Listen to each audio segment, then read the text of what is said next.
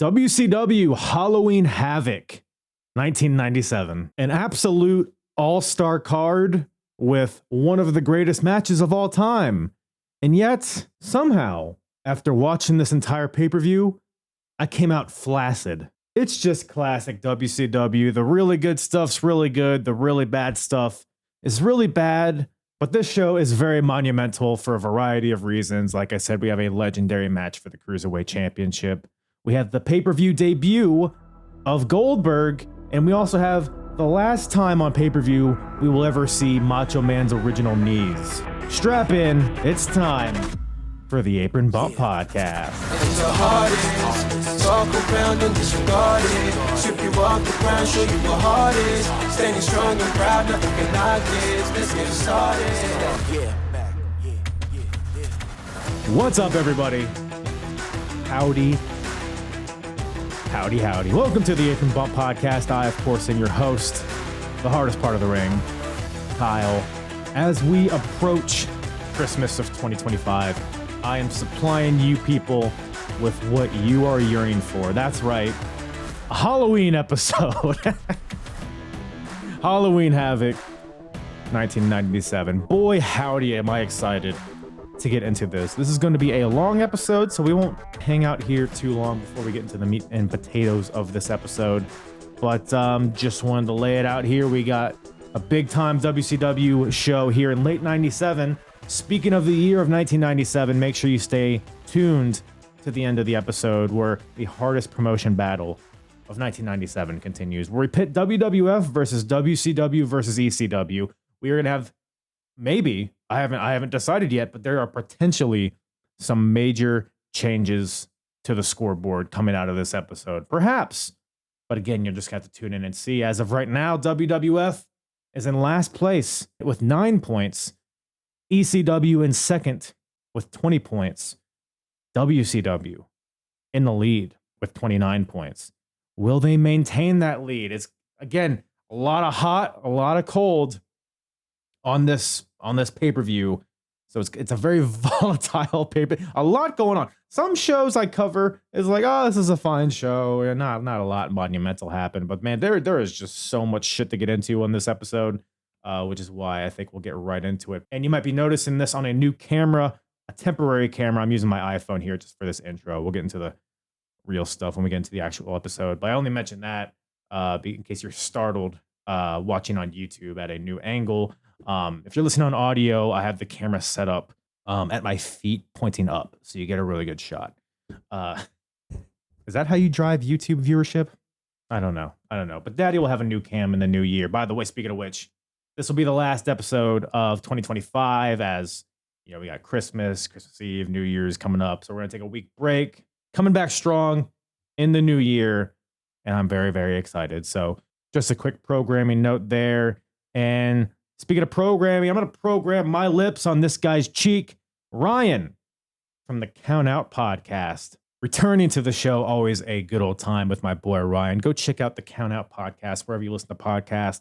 Go check out the Patreon as well. I'll put all of his socials in the description below. He does a lot of really, really great content, both talking the current product, some old school stuff. He does a really unique series talking about the Wrestling Observer Newsletter Hall of Fame, talking about potential candidates.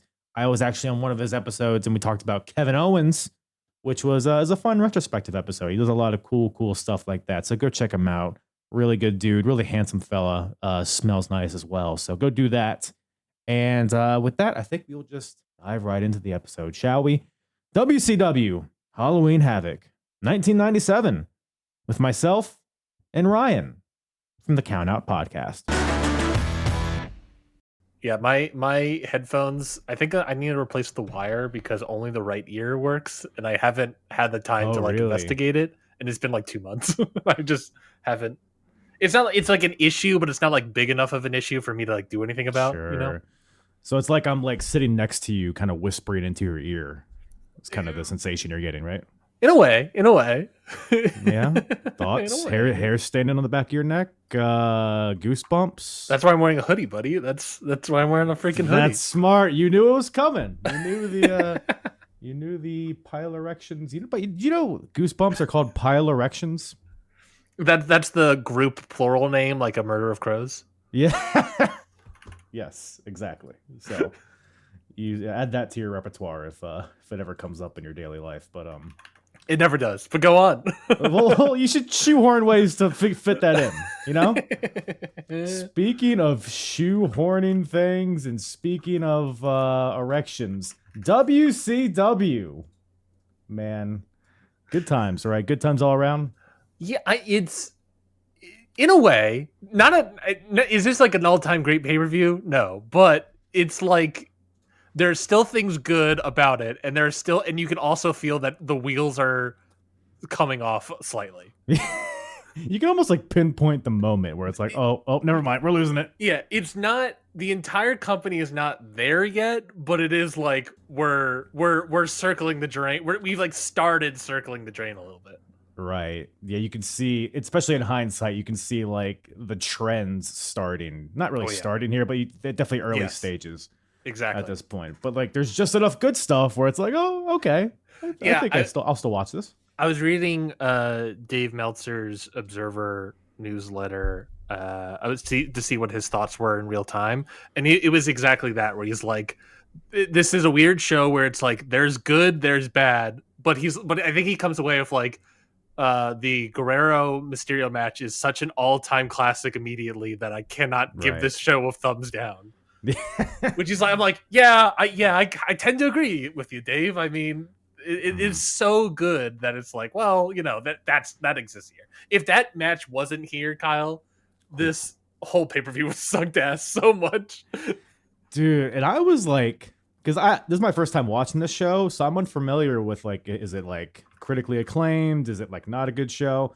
I only knew Eddie and Ray was on this show, so my bar was pretty high. And I would say it was pretty, we'll talk about it more in detail later, but outside of that match, I mean, on paper, this card looks really good.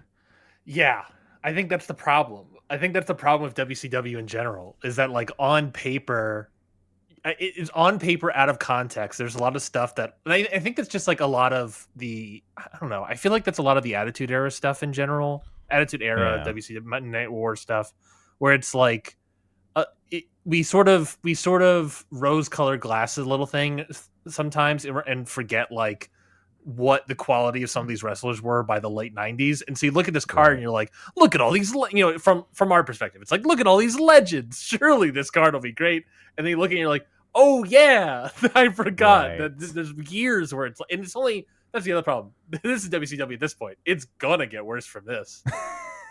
Yeah, there's a lot, to your point, there's a lot of matches on this show where it's like, if this happened like 4 or 5 years ago, it'd be sick. Flair and Mr. Perfect? Oh, yeah. Shoo, doggy. 100%. And even then, like, I was okay with that match. It was like, it served more as like an angle than anything, but like, it was like, oh, this is fine. Not as good as I would want, but, you know, it was fine for what probably it was. Top half of matches, I would say. It barely. And by I mean, it's that number. Yeah, it's at the 50%. But yeah. I think I haven't like thought of like ratings for my own personal bullshit, but like 2.5 maybe 2.5 maybe. Yeah, it was more of a set. But we'll just dive in here so we can get into the nitty gritty of it. Well, I guess first of all, because you're always well prepared, admirably well prepared. You watched all the Nitros, all of the pros. All of the Saturday nights. You watched the security footage of the power plant. You got into all the nitty gritty. Are there any like kind of like opening statements, or like any notes, like just kind of general notes from like watching the Nitros leading up to this?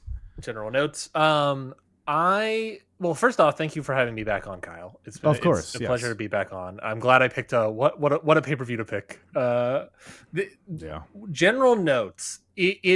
There's nothing necessarily big that I saw or picked up on in terms of like behind the scenes stuff. There is like stuff like individual match, like the Guerrero Mysterio one, that is pretty fascinating behind the scenes stuff.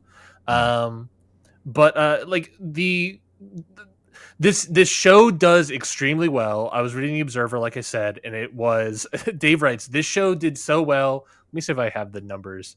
It was a legitimate sellout of over 12,000 fans, and it set the live gate all-time record for WCW. But Dave is like, Sure. but we already know that it is already topped by the advance of World War III in November.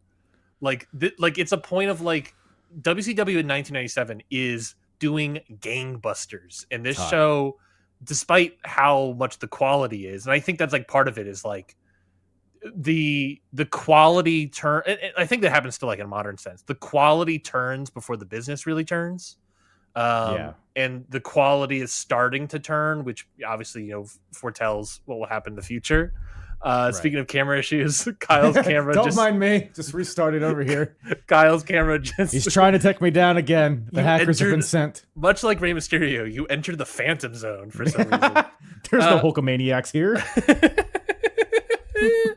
But other than like just like WCW is doing gangbusters and like things are starting to kind of like stagnate, I guess, in terms of the top of the card NWO stuff.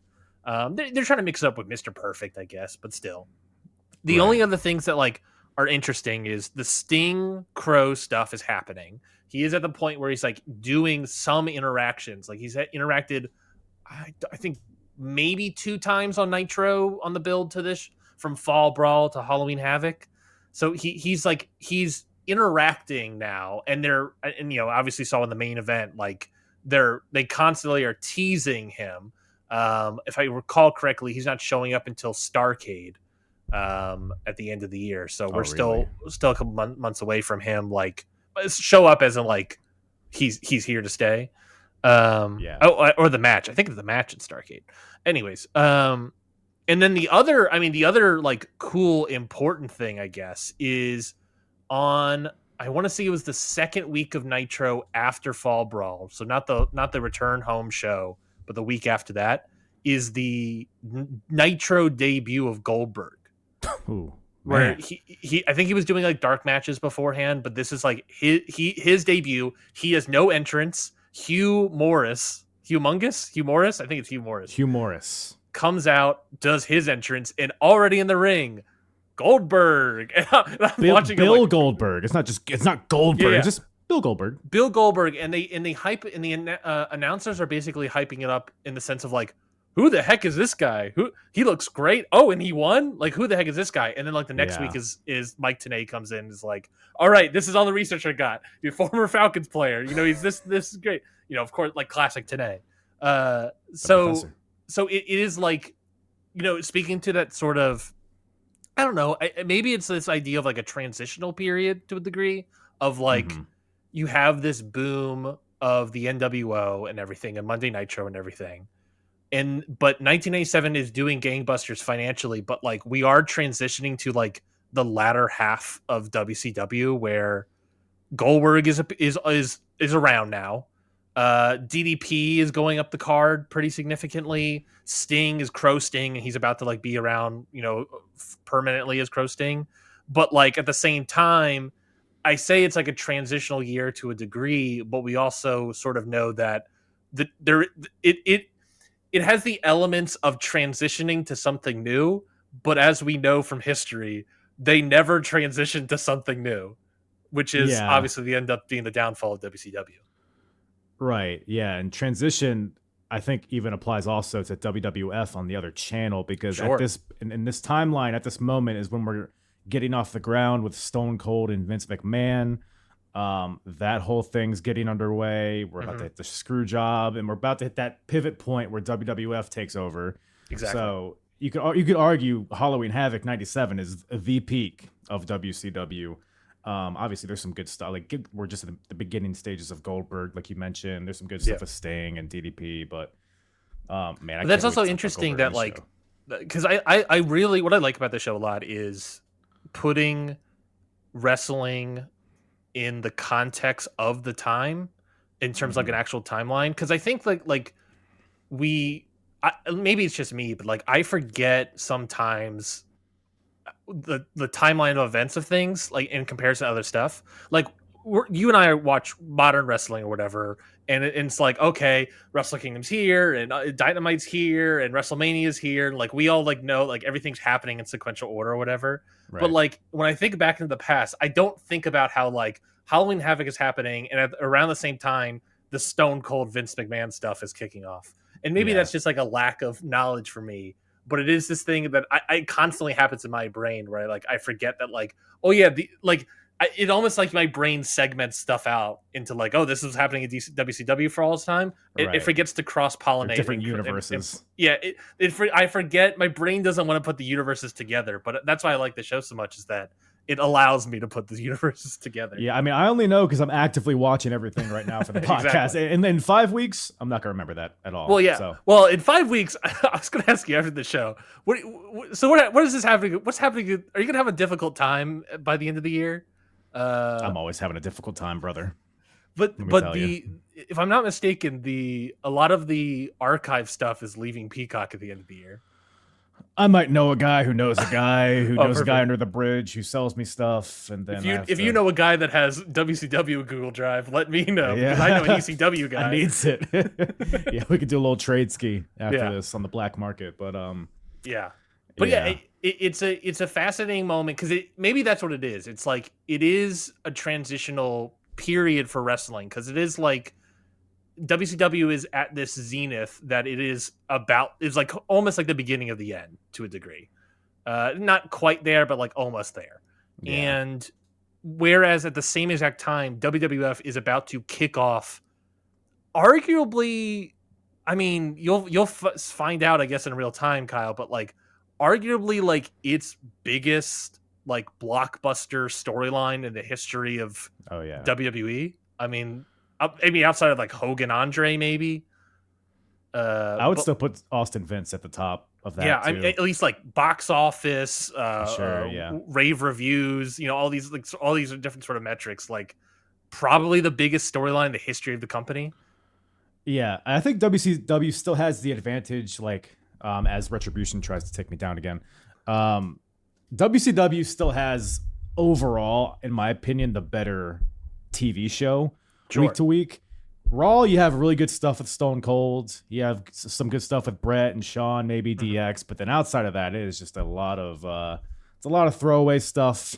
A lot of we'll fill in the rest of the card as we see fit with however many. We'll throw some minis out there. We'll throw the Godwins out there, whatever. But I mean, WCW has the cruiserweights, which does kick us off here. I believe they're cruiserweights. I would assume.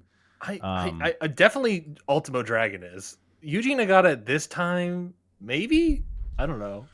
Cruiserweights, I don't know if they ever define what makes a cruiser. I know in WWF or WWE they did. I assume they did. I mean, I don't know. Is WCW known for their details? their detail work? I don't know. Well, I mean, in TNA, the X Division it was not about weight limits, it's about no limits. And, it's kind of just the afterbirth of WCW. So exactly, who knows? Exactly. Which speaking of, I just finished watching 2002 TNA. Which yeah, I know. All of it? Yeah, all of 2002. Woo! I just finished it. You messaging me was like perfect timing because I was like, well, going straight into WCW 1997. Same thing. And yeah, like the 2002 stuff, it's like off and on good.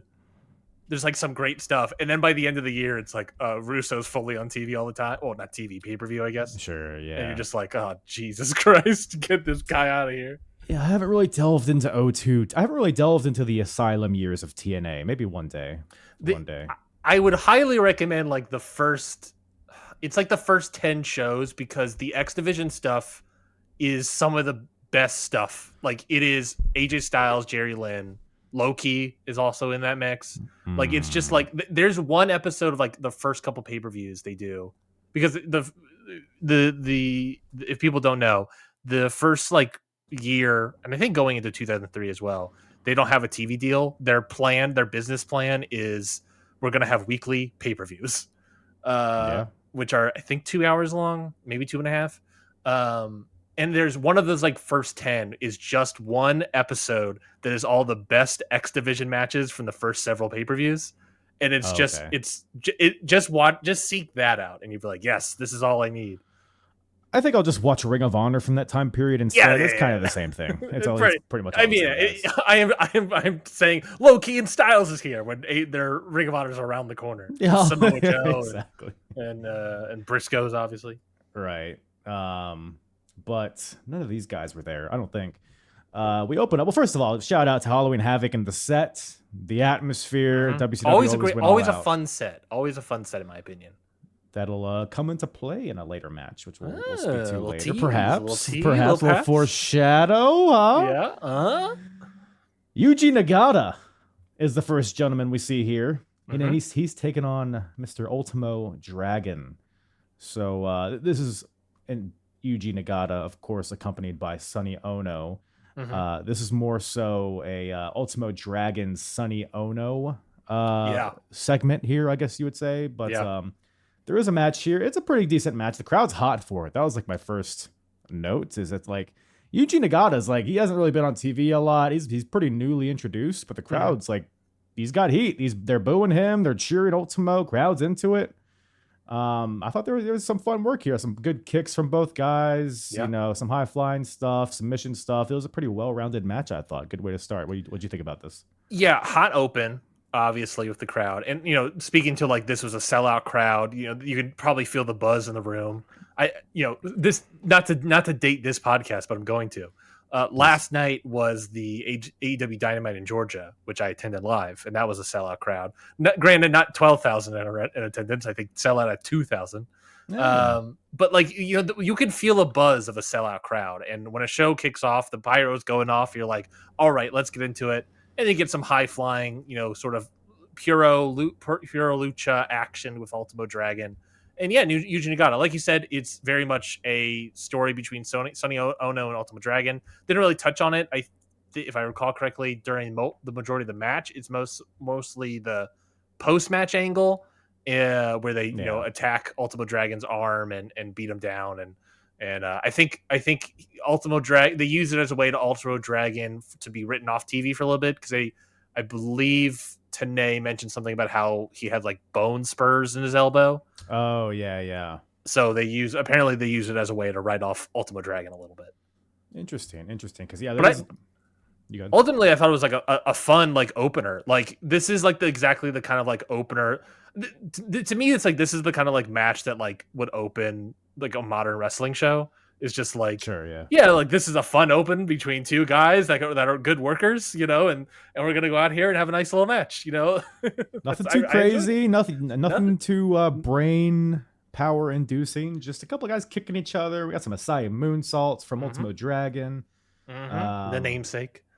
And like you said, he's working the arm of Ultimo Dragon, taking advantage of the bone spurs. And both guys, they lock in their signature submissions. We got the Nagata lock, but then Dragon gets the ropes, and then we got Ultimo locking in the Dragon sleeper. But then Nagata gets to the ropes, but then Yuji Nagata locks in the Fujiwara armbar in an instant tap out, almost before he hit the mat. So that really put over the damage that was done to his arm, and also the devastation of the hold, I suppose.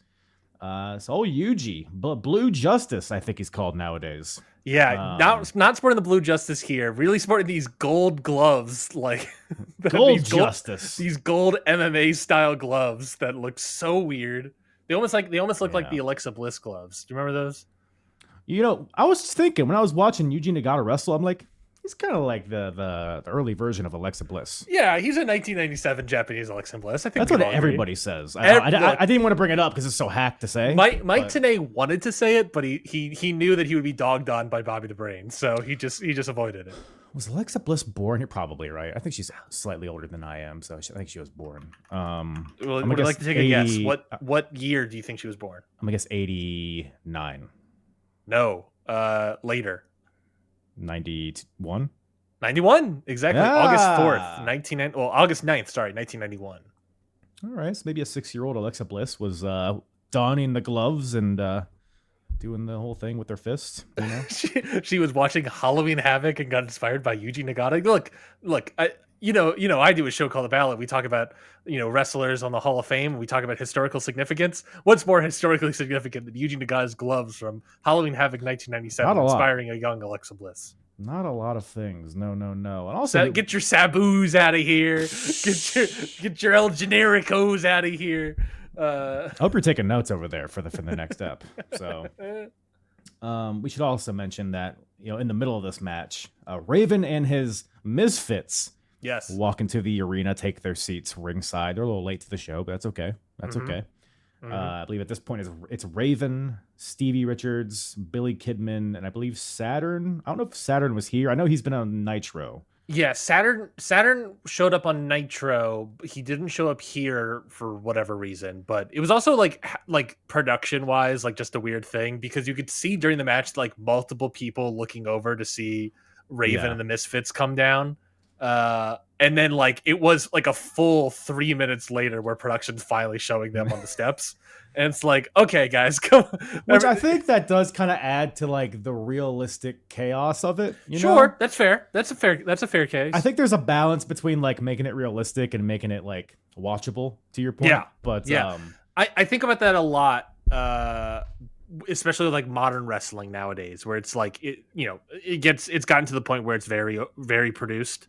And especially like WWE, like very produced, very tightly scripted, where it's like you lose some of that chaotic energy. And I think you're right that like look, it might be like a weird production tick, but maybe that's just because it's 2025 and we're used to overly produced sort of bits.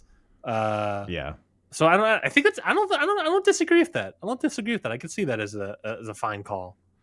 And shout out to them, by the way. I mean, committing to it. They didn't just, it's not like modern day. They don't just come out, stand in the corner, wave, and then leave. They're there. You see them in the crowd, like in the later matches. So they're just here to watch the show. They're here. I think the last time I saw them was the DDP Savage match. Like they're here like the entire show, just watching, just chilling. I mean, front row seat for free, I would assume. No, they're much like WWE. You have to pay, they had to pay for their tickets, so no more comps for old Stevie Richards. Yeah, there's not a lot of money left after Hogan's salary. You're probably right. You know how much money that cage cost us? We're gonna talk about that cage later, brother. Don't you worry. Well, speaking of money, first of all, I love Ono handing Nagata the is it a check? Is that a Japanese was something. check? It was like it had like a ribbon on it too. It was some sort of. I guess the idea was that it was a check, but I don't know what it looked like. It was an envelope maybe. But like, is there like a dollar bill over there that's like worth like being a hired assassin, or did he just give him like $5? Like I don't know. I think I read it as a hired assassin. I also like Yuji Nagata leaving the ring and then like he puts it in his mouth, like and walks out with it. I was like, yeah, buddy, that's some cool shit. Yeah, I got the impression, especially commentary puts it over, like a hired assassin. Sonny Onu wanted to beat up Ultimo Dragon, so he hired someone that could. It makes sense. It kind of plays into a later match down the line with Deborah in a less good way, I guess. You sure? Deborah, Ultimo Dragon. Deborah. Can I do that? What Deborah? What is that from? Seinfeld? No, everybody knows Raymond. That's what I'm trying to do. Can't say I'm a big everybody knows Raymond guy. That's fair. I don't. No one. Everyone talking about Friends. No one's talking about everybody knows Raymond. You have the TV set? I bet, don't you? Not even close. Not even close. I don't even seen. Okay, here's my thing, Kyle. I've never seen a single episode of Friends. What the fuck? Where's the kick from room button? All right, here we go. It's next to your working camera button. I want you to go fuck yourself, buddy. All right. we jest. Look, I will shout out. I know you've had constant camera issues, and I appreciate your. Dude, there's no fucking reason. It just like shuts up. Nothing happened. There's no variables. Like it's working now. I do nothing, and it's like, you know what? I don't feel like working anymore. This podcast is much like WCW, where it's in the sense of like there's good stuff happening in audio and camera and form, but there's just constant thing in the background where Kyle's camera is just tweaking out every like 5 minutes. The NWO, man, they're hacking into my mainframe. I'm just method acting is the thing, right? Yeah, exactly. Keep up. The Kyle's camera disturbances are paid for by the NWO. by the new world order. New world order. Just the dumbass guitars for fucking 5 matches in a row. Mm-hmm. Disco Inferno's here backstage. I guess in an interview for WCW Wrestling.com. Yes, I forgot about this. With is it Mark Madden? Is that who's interviewing him? Yeah, Mark Madden and some guy on a computer.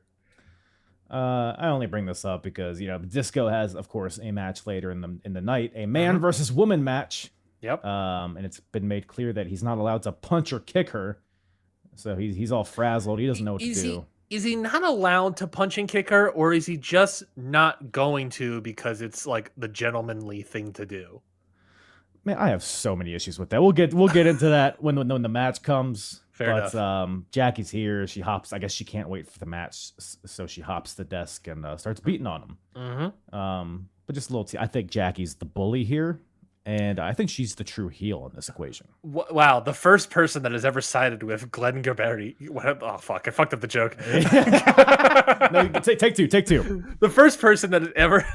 Hold on. Take three. Hold on. Let me reset. Hold on. Let me get my. Hold on. My soundboard's not up. Here we. I mean, my studio audience isn't ready.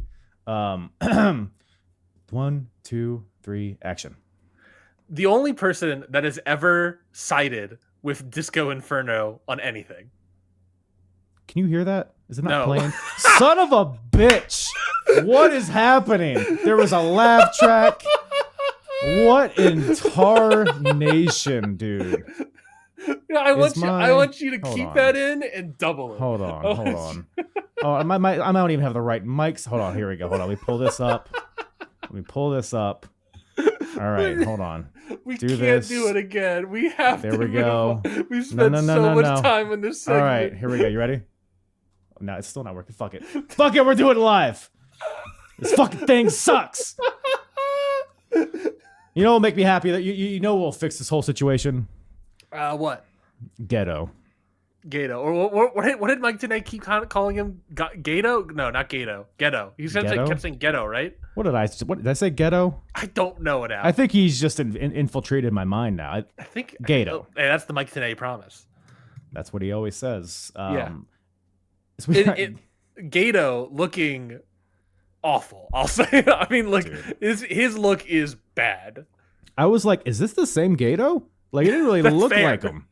That's totally fair. Bleach blonde hair, a sort of like Street Fighter Ken attire, like gi, but it's completely yellow with like red accents. I want to say, just awful attire here from Gato. Yeah, it's like we get it. Martial arts, like you don't need to like beat us over the head with like like you say, it's like a shitty gi that doesn't fit. Yeah. I want to say the sleeves were cut off. I want to say.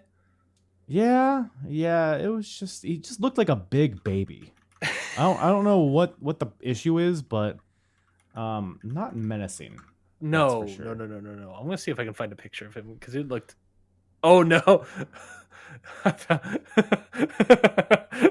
the sleeves weren't cut off. They were fully there. It was a wide hoop neckline for sure. But there is a great picture of Chris Jericho and Gato that I'll send you, I guess, on Blue Sky. I'm not gonna look at it.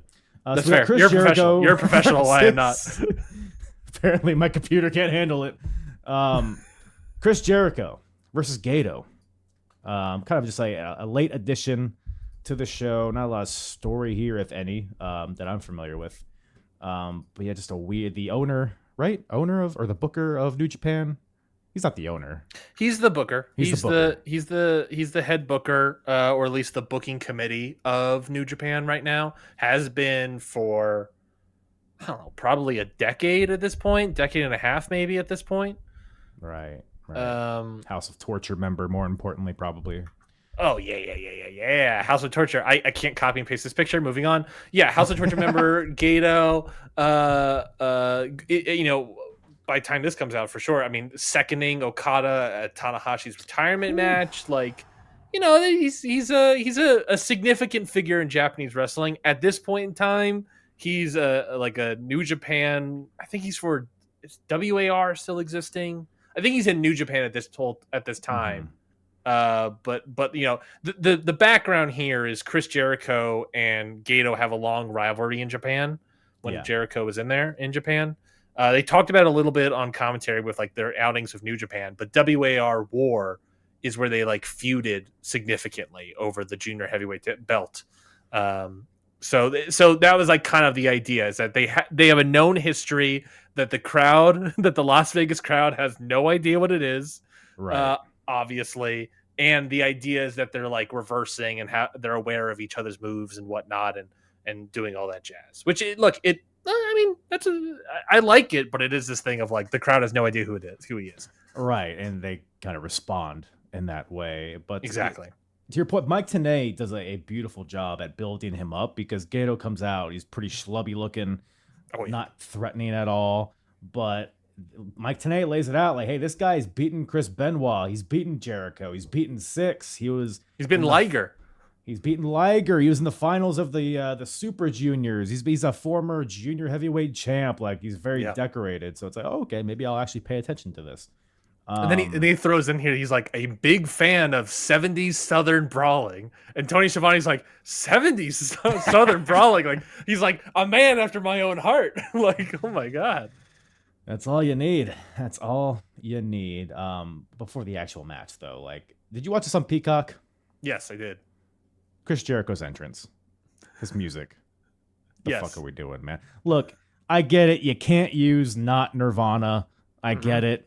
But just do like an instrumental over it. You don't need to do his WWF music that he doesn't even have for another 2 years. What music does he have at WCW at this time? It's I don't know what it's called, but it smells like, no, it's not. It's Even Flow. Oh, he has Even Flow? That rules. I was thinking of DDP earlier. But yeah, it's basically, but it's not Even Flow. But it's Even Flow. Yeah, it's Jimmy Hart's Even Flow.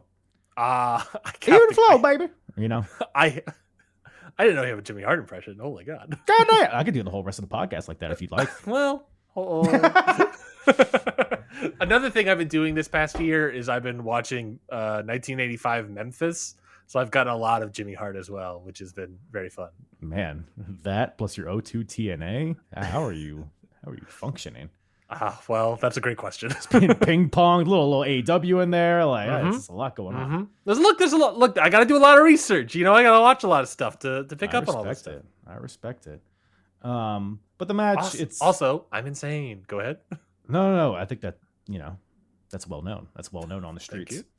Thank you. Hey, how does Chris Jericho not walk out of this match paralyzed? Yeah, that's the big talking point for this match is that Chris Jericho goes for like a Rana off the top rope, if I'm not mistaken. That's his idea. And by the way, both of them are standing on the top rope. It's Correct. Not like a classic, Frankensteiner situation. Correct. It is like they're in like almost like they're standing on top of the turnbuckle. Chris Jericho jumps up to go for like a Hurricane Rana off the top rope.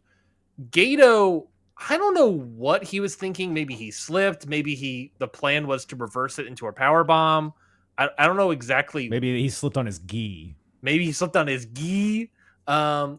into a power bomb kind of makes sense with the theming of the match, like the story of the match.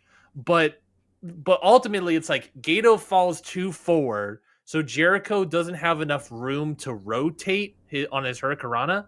Yeah. So he practically, and not even practically, I think legitimately lands on his skull. Like lands on the crown of his head on the move. And it is like, immediately you're like, oh my God, that's the most terrifying thing. And Jericho, it takes him a little bit to like get back going, but he's apparently totally fine. Yeah, he recovered like pretty quickly given the circumstance. Like it was it was an inch away from disaster. Oh yeah. It was terrifying. He should not have been walking. Like that's the fact that he had a 20-year career after this? Insane. I mean, this was Hayabusa, but off the top rope. Like it was wild. Oh yeah. Other than that, like it was a decent match. Nothing particularly noteworthy that I really saw. Anything about this one catch your eye outside of the finish, I guess? In case you're wondering, he did also wrestle the next night on Nitro. Wild. No, I mean, nothing really sticks out to me. Like I said, it's a match that's like designed to be mostly the like reversals and acknowledge. So there's nothing like that's sticking out outside of the outside of the Hurricane Rana fail. I liked it. I thought like I liked the energy of it. It was just like, but it was like a nice match to watch. Nothing. And again, I liked it. I thought it was a good match. Nothing extremely to write home about. Obviously, outside of that big bump, I guess. But again, a nice little match. It's not going to be the match of the night, but it is definitely 100% the top half. Yeah, especially with what follows this, it definitely gets lost in the shuffle. But ultimately, Gato goes for a missile drop kick off the top. Jericho gets out of the way. Lion Tamer, big tap out. So Jericho wins. It's just interesting. We're about to approach, Jericho finding himself as a character. Yeah, we're at the later stages of this kind of just spinning his wheels, babyface run. Yeah, he's had some good matches to his credit, but yeah, he's definitely not one of the top cruiserweights, I would say, at this point. No, he again, like, to speak to that like transitional thing. It's Jericho at this point needs something. He spent a good amount of his time like traveling the world. He working New Japan, War, ECW, all these different places. And now he's like in WCW and he's in there pretty regularly. But it's like for him to like do something, he needs something to his character, just a little bit more for the audience to latch on to. A list, maybe?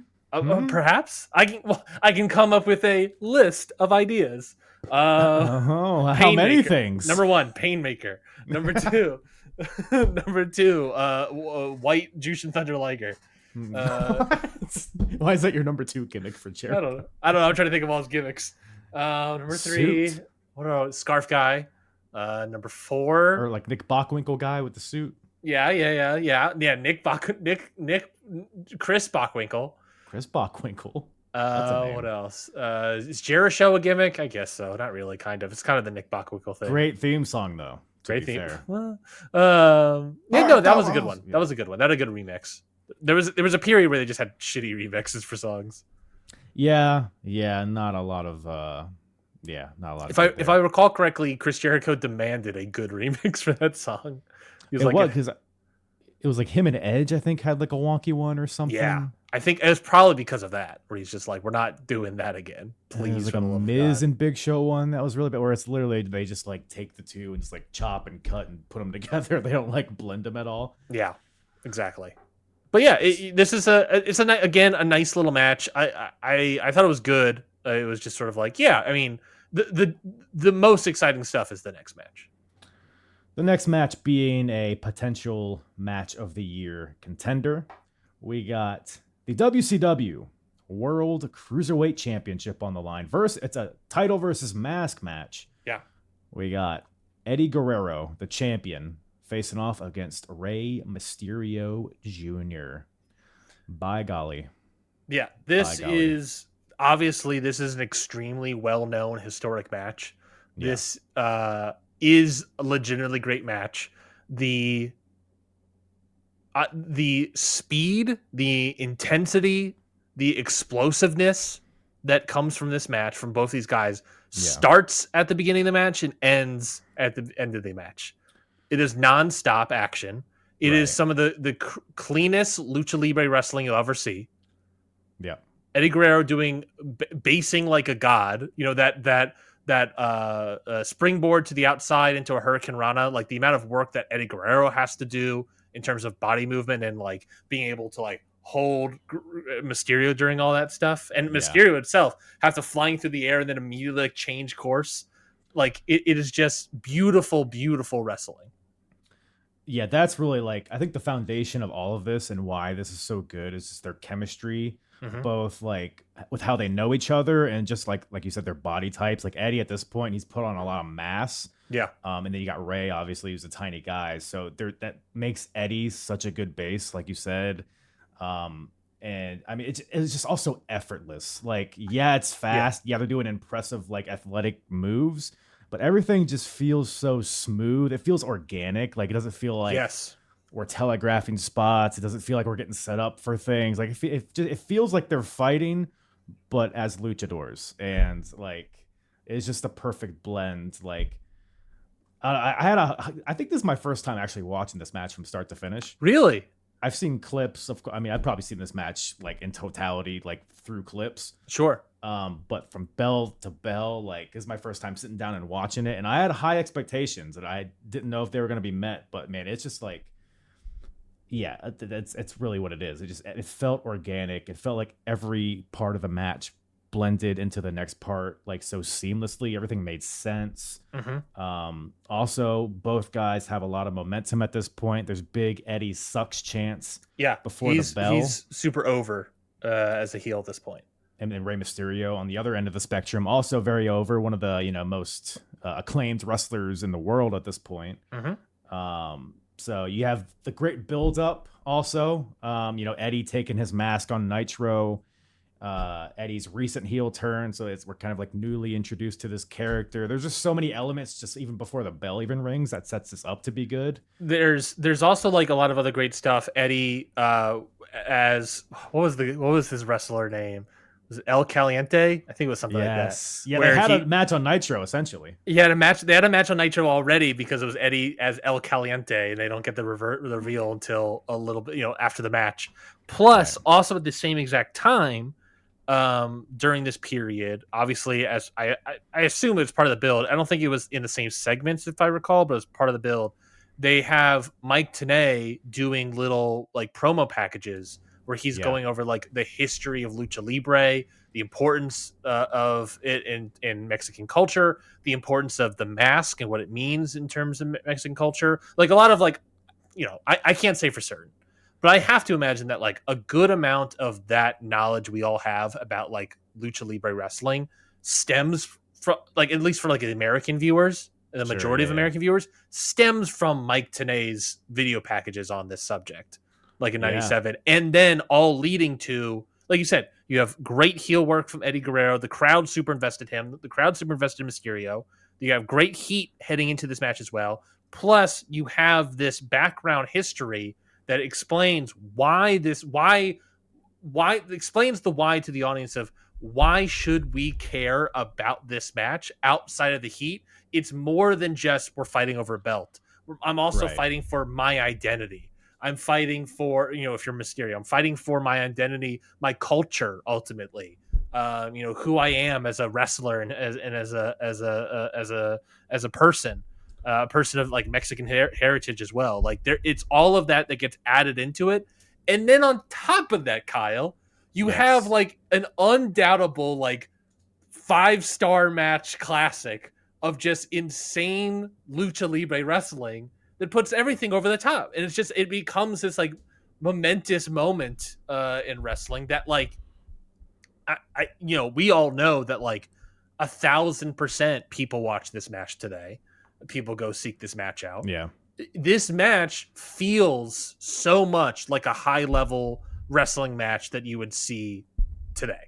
Like 100%. And in a lot of ways, it like shows me, on Ring Post Radio, one of the other podcasts I do with Scott Edwards. Recently, we've been talking a lot about like modern. We talk about modern wrestling week to week, obviously, right? But like this idea of like I feel like we're at this point in the style. We've like passed the peak of this current wrestling style, which is like very lucha inspired, high risk, high energy, like very like Osprey wrestling style, Yeah. And I feel like we're past the peak of it. And we're on like the downside of it. I don't know exactly what the next version of wrestling style, will come up. Maybe it's more brawling heavy. I don't know. Maybe more violent because of like the AEW influence things. But like, it's this thing that like so many people, I feel like today, attempt to wrestle like Guerrero and Mysterio here. But they're just not as good wrestlers, which is fair to say. These guys are at this point in time still insanely great. But it is this thing of like, one of the things that like frustrates me so much is that like, it's so cool to see high pace action, but the things that this match has, which I pick, these are small little talking ball moments, Kyle. The amount of endurance it takes to wrestle like this, to shove this much action into a 14-minute match is crazy. This match, Kyle, has practically zero, maybe 10% like like a guy like selling on the ground and one person like mucking up to the crowd. Yeah. Like I think Eddie does it, like acknowledges it, like as he's about to go for a powerbomb, he like acknowledges it for a second to the crowd for Eddie sucks, and then goes into the spot. Weird boom, boom, boom, boom, boom. The action is nonstop. The pace never lets up. And that's like something that like from modern wrestling is like everyone's going after this kind of like lucha libre inspired style, but it's the thing of like what we're losing is the speed of it all. This is the stuff that I like. The speed and explosiveness and the endurance of it all is what I'm drawn to significantly. And I look, and I think, and not only like the speed and explosiveness, but obviously the chemistry, I think the match layout itself is wonderful. I think like every aspect of how the match works, how it's played out, how the selling, the work, the move set of stuff, Mysterio doing that weird ass like what was like corkscrew moonsault that's like almost like a headbutt. Like a headbutt. That was so cool. It was cool as hell. I feel like I've never seen that again in wrestling. Yeah. But like it's stuff like that where it's just like this match to me truly stands out above the rest.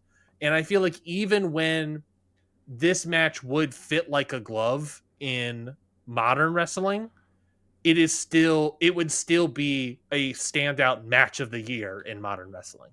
Yeah, that's the thing that's striking to me is that like I'm here in December of 2025. I'm watching him Rey Mysterio do a 619 into a head scissors over the top rope. Yeah. Following it up with a somersault over the top rope to the floor into a Hurricane Rana. Yeah. I'm watching Eddie Guerrero hit maybe the best powerbomb I've ever seen in my life. Yeah. I'm seeing West Coast pops getting countered anti-air into backbreakers. I'm seeing frog splashes, rolling through into sentons and topes. I'm seeing all of this, and this is 1997. Yeah. Like this is an era where you can also turn the channel and see Henry O. Godwin versus Road Warrior Hawk just bumble and walk and punch and headlock for 15 minutes. This is the same era where 10 minutes later you can see Steve McMichael versus Alex Wright. All right, we're not going to besmirch the Mongo. All right, My first of all. apologies, but yeah, it is like that's the thing, right? Is like this style that is very prevalent in a modern sense in 2025 is like everywhere. Like you see it on Raw, you see it on Dynamite, right? You see it on the Indies to a degree. But like this is not a style of match that exists at this point in time. I mean, no other match outside the closest probably just being Ultimo Dragon and Yuji Nagata. No other match even close to this kind of style of match. Not even like saying like good, but just like style of match. And it's great. And like you said, like the high flying lucha libre action of Rey Mysterio is ungodly. The base work of Eddie Guerrero, the heel work, the intensity of these power bombs that he's throwing on him. The West Coast pops are the cleanest you've ever seen in your life. Like the snap to them are crazy. Yeah. It is just like the purest, greatest form of this kind of match to ever exist.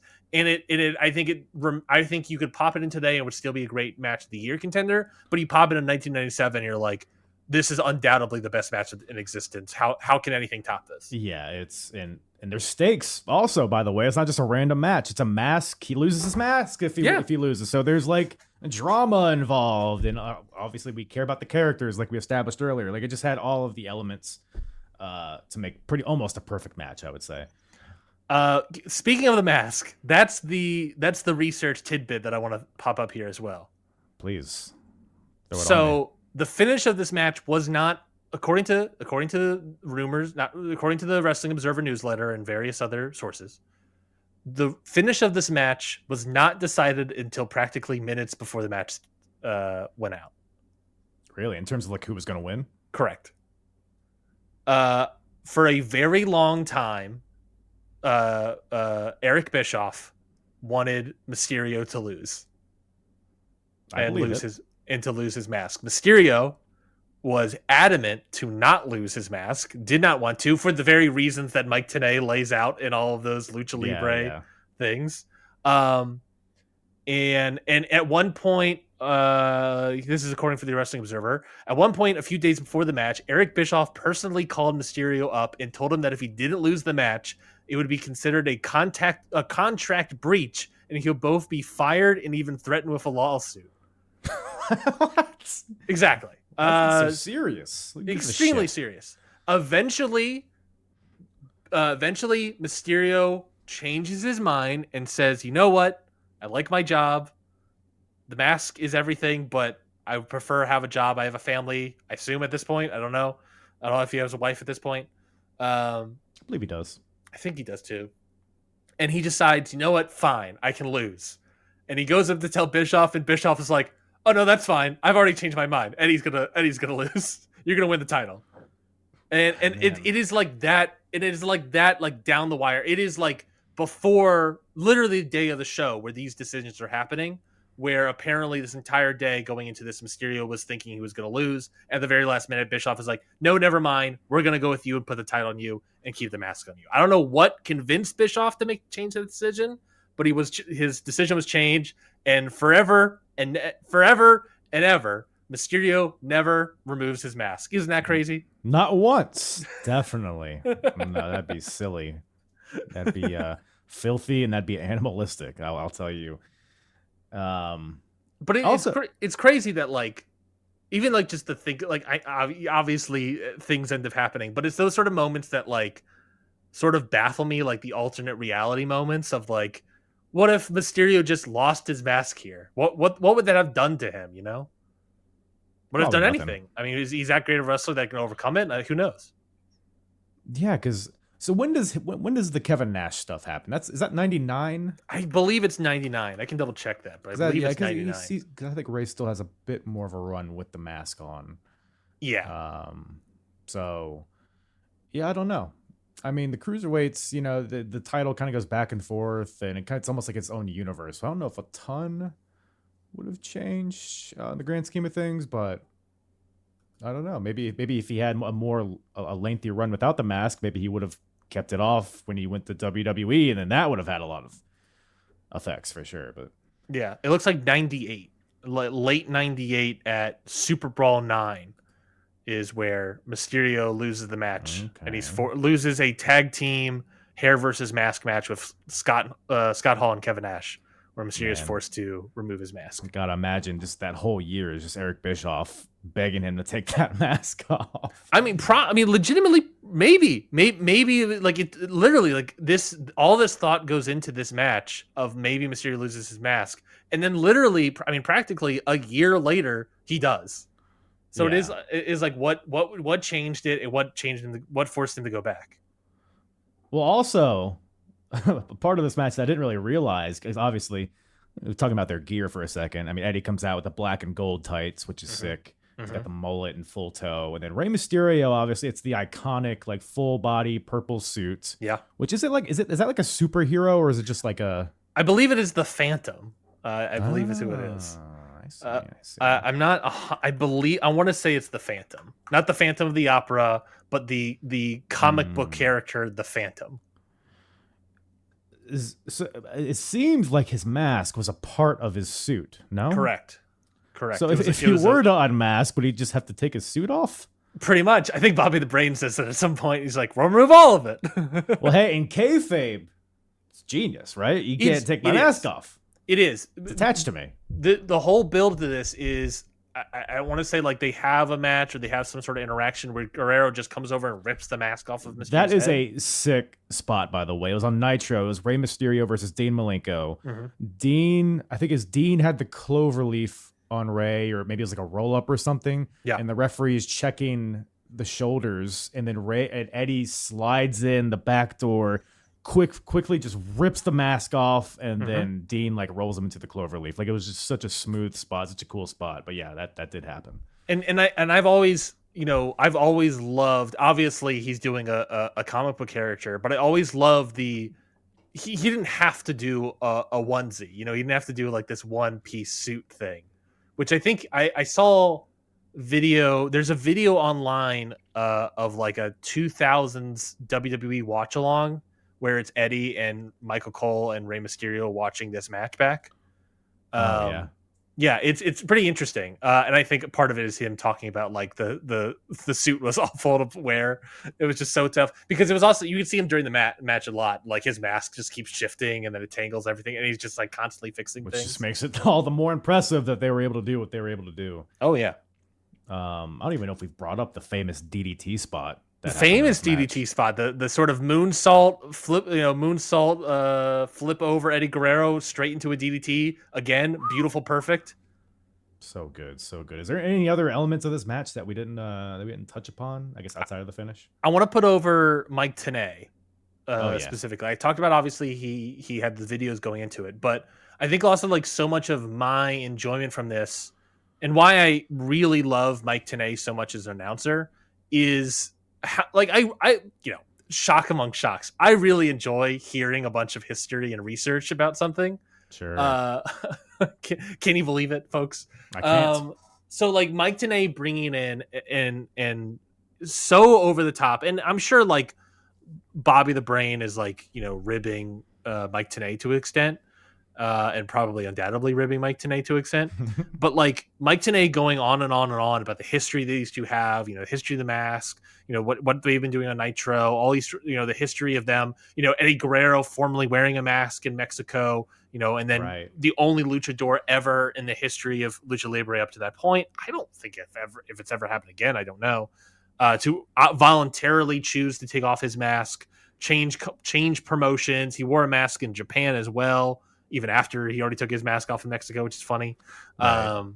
And then he lost his hair in Mexico in a mask versus hair match. Lost his hair as well. The stats of Mysterio, like competing in 8 other mask versus mask matches and winning all of them, and all these sort of things. And then again, like I said, maybe it was actually pure ribbing, but I do really love the spiritual idea of Bobby the Brain Heenan, even if it's just a gimmick, but like Mike Tenay going on, and then Bobby Brain just says, "Mike, what do you don't know? What do you not know?" This is like he's just like so astounded by Mike Tenay going on and on about the history, and he's just like, "Mike, you're what are you?" He's just like dumbfounded. I mean, he was a crucial. I mean, we want to hear Dusty Rhodes analysis on this match. Like you need the Mike Tenay. By the way, the thought of because Dusty's on commentary during this show, and just the thought of his mind exploding watching this stuff. They really hung on the idea of the fact that Mysterio used to be called Hummingbird in AAA, but Mike Tenay, it would have really helped if Mike Tenay said, "Well, yeah, that's because he was started at whatever it was, like 15 years old, and he was incredibly small. He's smaller than he is now." So I mean, it was just. Yeah, fantastic. I mean, we've gushed about this match so much. We could probably do it for another hour if we wanted to. But good finish like too. I said, it's extremely historically significant match. Even us gushing about it is probably not enough to really go into it. But it's also like one of those matches where it is so historically significant. Is like how do you discuss something like this that's so important? Right. Yeah. And 1997 again, just to reiterate, like all of this is like you said, it could fit in on a Dynamite. With how fluid and athletic this was.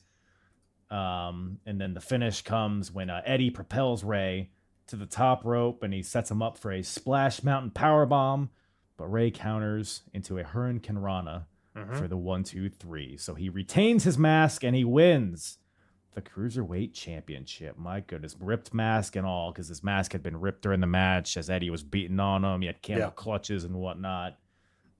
So he just looked really beaten, but he won the match, and then Eddie just attacks him as he's leaving. Then just leaves, and then Ray keeps celebrating, which is funny. It's just like a fuck you, and then I'm leaving. He gets a little bit of heat back, and then leaves and gives Rey Mysterio his shine. Latino heat, perhaps.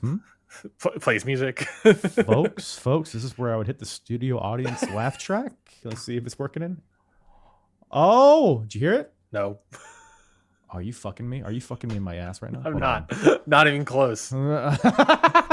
Well, the studio or the audience hopefully heard that. Yeah, that's the other fun bit. Is that I hope that I react as if I can't hear it, but the audience can. So I think that's fun too. I mean, it would just be raucous laughter on your end if you could hear it. So. Oh yeah. Well, I'm that crazy where I just hear it generally.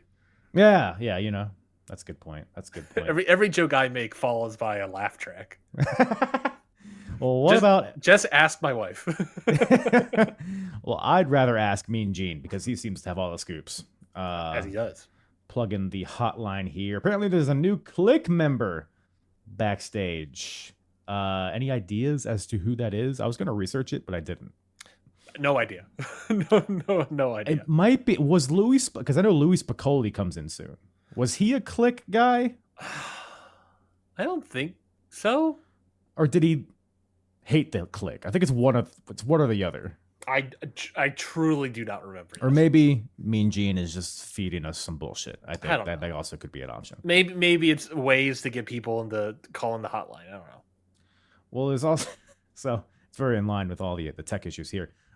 So Gene, that cuts to Gene on the stage. She's plugging the hotline, whatever.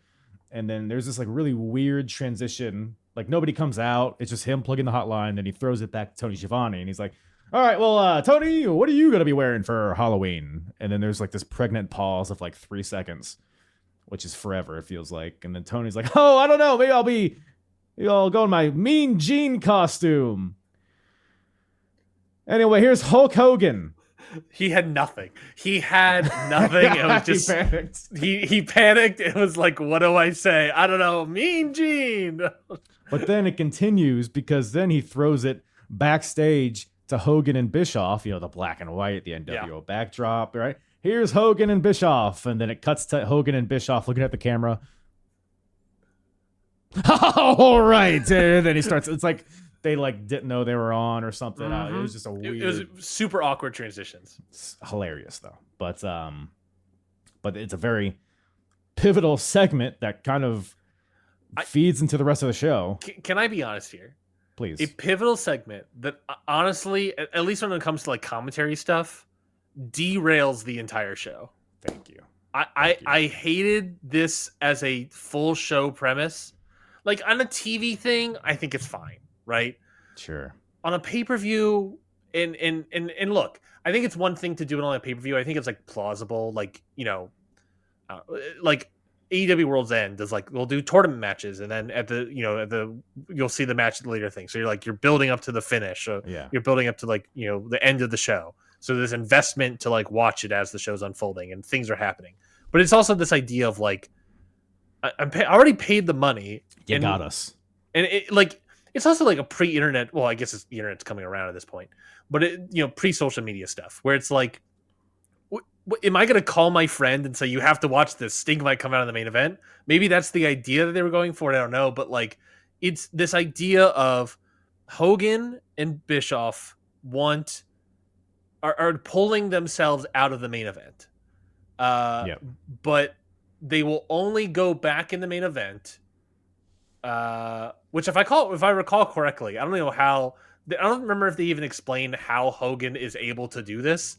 Because if I recall, Roddy Piper put this match in place because he had a year-long contract that allowed him to put together this match since he was also the acting commissioner. Right. So I don't remember exactly even if they explain how Hogan's able to just be like, I'm not showing up until this happens.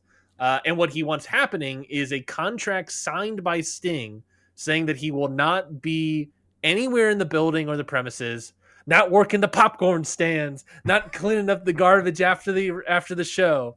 This idea of like Sting will not be involved whatsoever, which is again crazy with what the end of the match, the main event is. But like, it's this thing that is set up here that is then discussed maybe like 80% of every single match for the rest of the show until the main event. Yeah, and like, when I first saw this, I was like, oh, it's a cool little thread, I guess, to kind of link the show together. But to your point, it's a pay-per-view. It's like, it doesn't matter if they retain my, watch time or whatever. Like, you got me. You got my money. I'm watching it. Mm-hmm. It's not a Nitro. Mm-hmm. Ratings don't matter. So, yeah, it's a bit unnecessary. They could have easily just done this identical segment on Nitro. And it's also, the big thing is that commentary keeps like hitting you over the head with this thing. Like I remember at one point I'm watching this, Kyle, and I out loud say, "Shut up!" Like, and I think I said that during the Henning Flair match. That's 3 matches later from this segment, and they continue doing it throughout the next couple until the JJ Dillon segment. So it's just the thing that nonstop, and I don't know if it's like Tony Schiavone and Bobby the Brain, everybody felt like they had to keep hitting on the head, or if they were told on their headphones that like, oh, you have to keep bringing it up. But it is, I cannot stress enough to your listeners, Kyle, how constant they are talking about. Hogan's going to bring it up. Someone's got to do something. The executive committee board can't allow Hogan to be able to do this sort of pull this. The end. He's Hogan, a liar. He's just scared, which that drove me crazy, by the way, too. Tony Schiavone's like, Hogan, he's not actually afraid of Sting because, look, there's a cage around the ring. That's there to stop interference. Yeah. Hey, dickhead, Sting flies from the rafters and there's no roof on the cage. I know. The whole thing is ridiculous. It is nonstop. It is constantly, and it is the thing of like, I wonder if they just like kind of run out of things to talk about because they just like are coming up with reasons and trying to like they, at a certain point they like stop bringing up points about it, but they are told to just like Tony Schiavone's just like, well, we have to be emotional about this. Like this idea of like, I don't have anything more to say. I'm just reacting strongly. To be fair, is there a lot to talk about in terms of Alex Wright versus Steve Mongo McMichael? No, the match stunk, but this match wasn't even supposed to happen. It was supposed to be Mongo versus Jeff Jarrett, which is what they were building to. Because Deborah was aligned with Jeff Jarrett at this point in time. Sure was. Which I think was a segment earlier in the show as well, but whatever. It doesn't matter. But like, yeah, this match stunk. These guys have zero chemistry. Mongo is good in spurts, but he cannot work with Alex Wright in this regard. Alex Wright's not doing a good job. And then the match ultimately doesn't matter because then Goldberg comes out, squashes basically both guys, but specifically Mongo. Wins it for Wright. Deborah gives Goldberg Mongo's Super Bowl ring, and then he beats up Mongo, and then he leaves. Or no, he beats up Wright. He beats up Alex Wright, and then he leaves. I mean, just a disaster. Like, it's incredible that this happened, and then Goldberg went to beyond the star that he ended up being, like very soon after this. Yeah. But yeah, the match, like the whole, I guess the setup here, like you mentioned, it was supposed to be Mongo versus Jarrett. Jarrett left WCW. He had signed a 1-year contract in October of 1996. And then here we are in October of 1997. He's like, no, I'm going to go back to WWF. See ya. They're in the middle of building up to this show. Whatever. Like, we've already gotten Jarrett versus Mongo like 8 times at this point. Who gives a shit? Oh, yeah. We got it on the bill to Nitro, I think. If I recall correctly. Sure. They traded the U.S. title, I think. Like, they've milked it dry. Whatever. Yeah. But we got Mongo here. Essentially, I don't know if he's still a member of the Horsemen. No, the Horsemen don't exist at this point. They've been dissolved. After Fall Brawl and Ric Flair getting injured and Arn retiring, and Chris Benoit's out for a little bit. After Ric Flair gets the steel cage thrown and crushed his skull, and commentary acts like he died. Ric Flair dissolves the Horsemen for this time period. So yeah, they did a segment on Nitro where Flair like called in on the telephone. He's like, basically he's putting over Benoit and Mongo, and essentially sets them free, I guess. So pretty much. I think he actually said that too. Yeah, I would have said that the horses are free range or whatever the fuck. Yeah. So Mongo is just an individual guy here. He doesn't even have Deborah as his valet. He's just Mongo. He doesn't have the title either. Yeah, it begins to become clear. Like, I feel like Mongo needs like some stuff around him. Like, I enjoy Mongo, but him as just a standalone dude, like, I don't know if it doesn't do a lot for me. He had a really fun on one of the Nitros. He had a really fun match with Henning that I really enjoyed. It was I think it was the match, the Nitro right after Fall Brawl, where Henning has all this heat and Mongo, and it's like a match where they're just working on Mongo's leg because I think he injured it in the War Games match. But it's just like this really fun like match. And it's like, yeah, this is the spot where you put Mongo in. This like match against like a technical dude from Europe, like there's no chemistry here. It's not. This match was never going to work. Yeah, And it's really ultimately because the whole thing was like, Deborah, I got a mystery. Hey, everybody, I got a mystery man that's going to represent me. I gotta think people tuning in are expecting like a huge surprise, maybe like a debut, maybe a football player. No, just Alex Wright, just a guy that we see every week on Nitro, which I like Alex Wright. Yeah, he's fun. He's fine. I like Mongo, but like to your point, it's like I like fruit and I like cake. I don't like fruit cake. And this match was a fruit cake. That's legitimately an actual great analogy for what this was. Yeah, and Alex Wright is the fruit, and Steve Mongo is the cake. Well, he's got the cake. We can all Mongo. I think Mongo has like no ass. I think he has ample every other part, but no ass. Okay, now I have to look up Mongo's ass on Google. Take a look. What does Google AI want to tell me about Mongo's ass? That is going to be in your search. I hope you're on income. If you type in Mongo's ass to Google, the first Wikipedia entry is Mongolian wild ass. So let's hear about that while we're here. Open link a new tab. I guess Steve McMichael. Let me look this up too. Let me make sure I'm not just talking out of my ass. You know what I'm saying? No, I don't want to see him with the ALS. I don't want to see that. That's upsetting. Oh yeah. His ass probably at that point was not great either. No, he doesn't really have. You're right. I think you're right. Like he doesn't really have an ass. He doesn't really have cake. Back shots of him on the internet. A lot of back shots of Steve Mongo McMichael. Not enough. It's call in if you have any thoughts on Steve Mongo McMichael's ass. Please call in. I would appreciate it. If you have thoughts on Mongo's ass, we would all like to hear it. I think you're right. He has an ample upper body, but I don't know if he necessarily has cake. Okay, I typed in ass, and now I'm just seeing Steve-O's ass from Jackass. So, and there's a lot of those. A lot of availability of those, if you're curious. Oh, yeah. What were we talking about? Oh, yeah, Mongo versus Alex Wright. Really just a backdrop for commentary, getting emotional about the Hogan Sting Piper situation. Will the main event happen, et cetera, et cetera.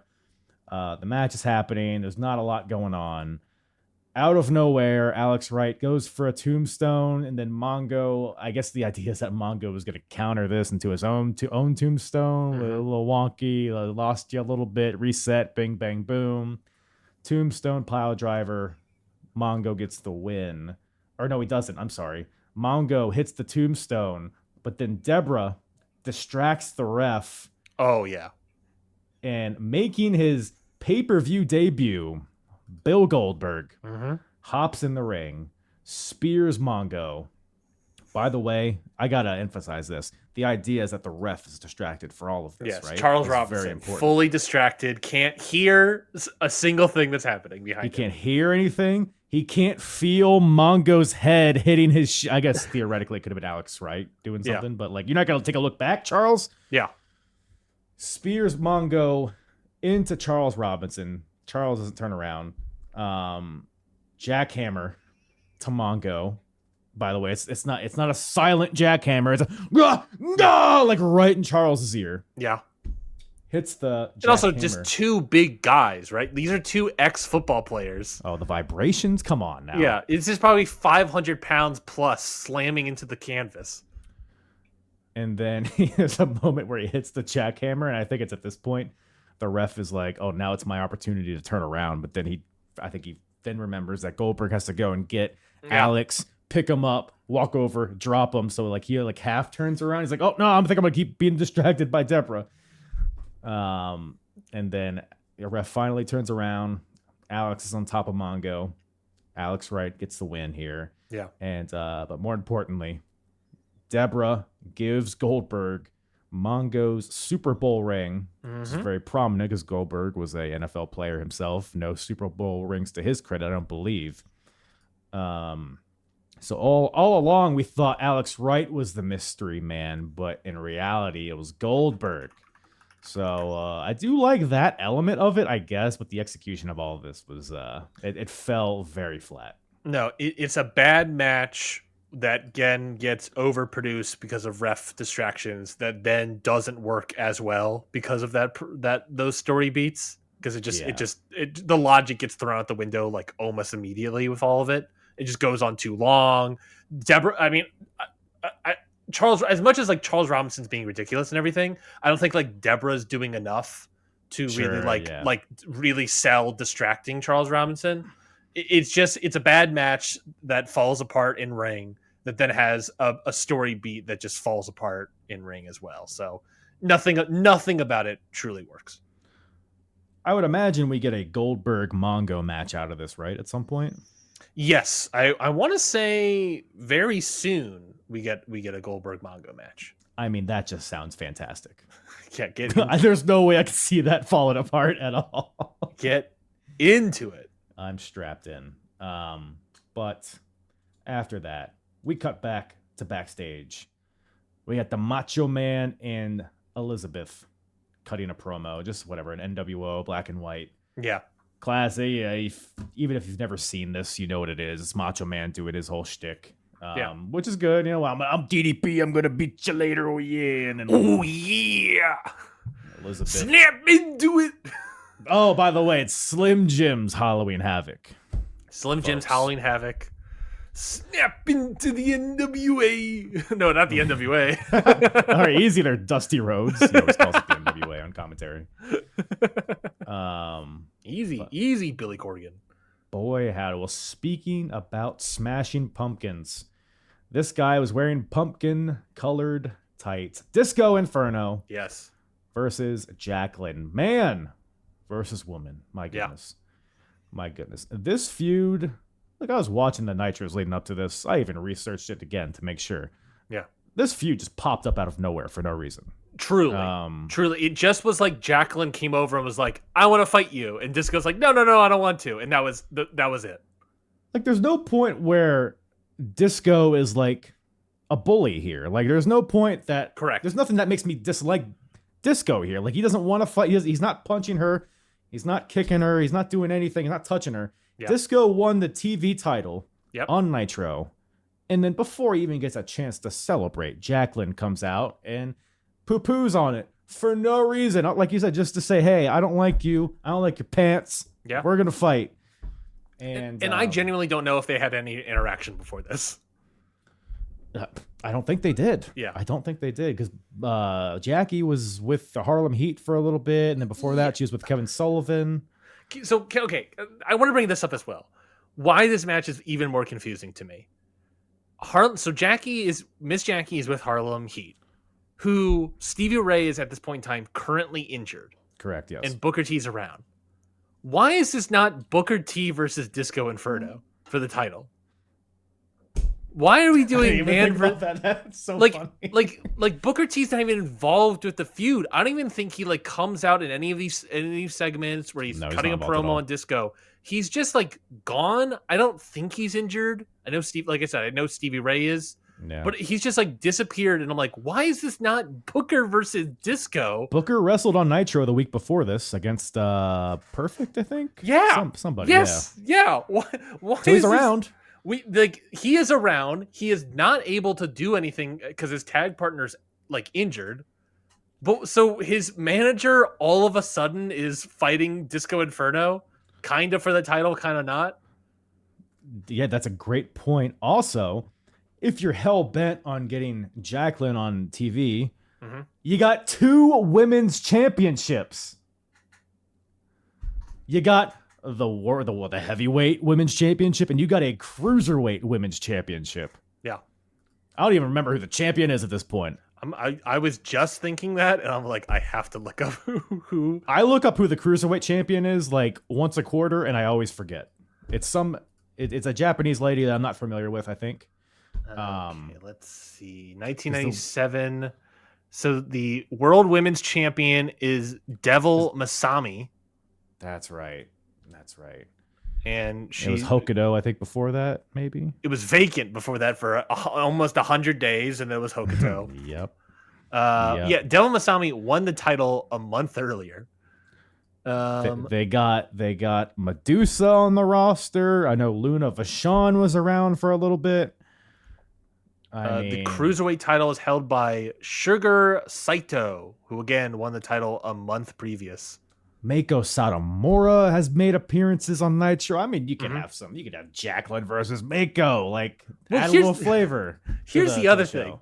Jacqueline, not long for this company. She then next month, if I believe, does a actual dark match, or not next month, like a week or two later. I think 2 weeks later, has a dark match for the TV title against Disco Inferno where she loses, and then she promptly doesn't really do anything in December. I guess not promptly, but doesn't really do anything, and then hops over and is in WWF by next year, and then is in PMS a few weeks later. Which is in WWF till 2004, obviously, and then she'll eventually go to TNA. Yeah, so it's just like, why are we doing this?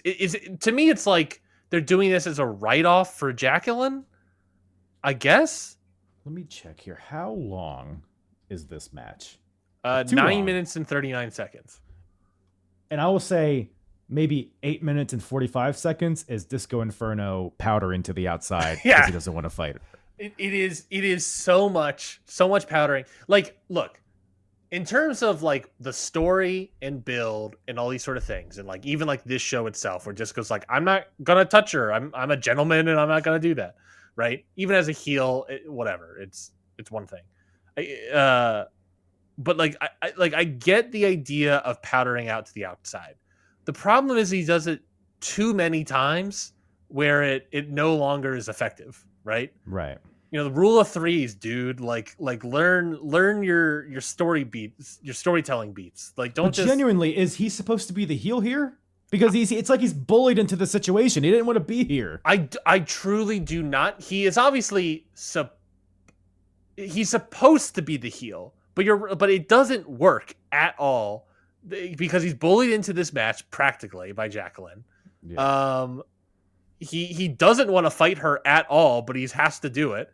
It 100% feels like a rib against Disco Inferno, which then becomes, is it just a rib on Disco, and the whole point of this is just rib him, which is probably I think accurate? ultimately this is all like comedy, allegedly, so it's like they probably didn't put a lot of thought into it. It's probably just whatever, do something silly, then we'll go to the next match. You're telling me that Eric Bischoff and Hulk Hogan and Kevin Nash, and who I think Kevin Sullivan was the booker at this time, are not comedic legends? Look at the adjective. And by the way, when I was watching this, because this is just happenstance with my podcast and all the timelines that I cover, I just recently covered Chavo Guerrero versus Jacqueline. This is her a thing. Couple weeks ago. This is her story. This is her gimmick match. And I didn't like that when I was watching it, but now I'm realizing that maybe it could have been a lot worse, because Chavo and Jacqueline was like a better version of this. Like, it was obviously punching or kicking to the face, but he was like Chavo was being the bully, using his power, shoving her. Because Chavo understands the gimmick. Like, Chavo understands what's happening. Disco, the heat is, look, how do I say this without sounding like an asshole? Please. The heat is beating up the woman. Don't clip that. Ryan loves beating up women. You heard it here first, folks. No. We got it. Thanks for joining us, Ryan. It's been a pleasure. No.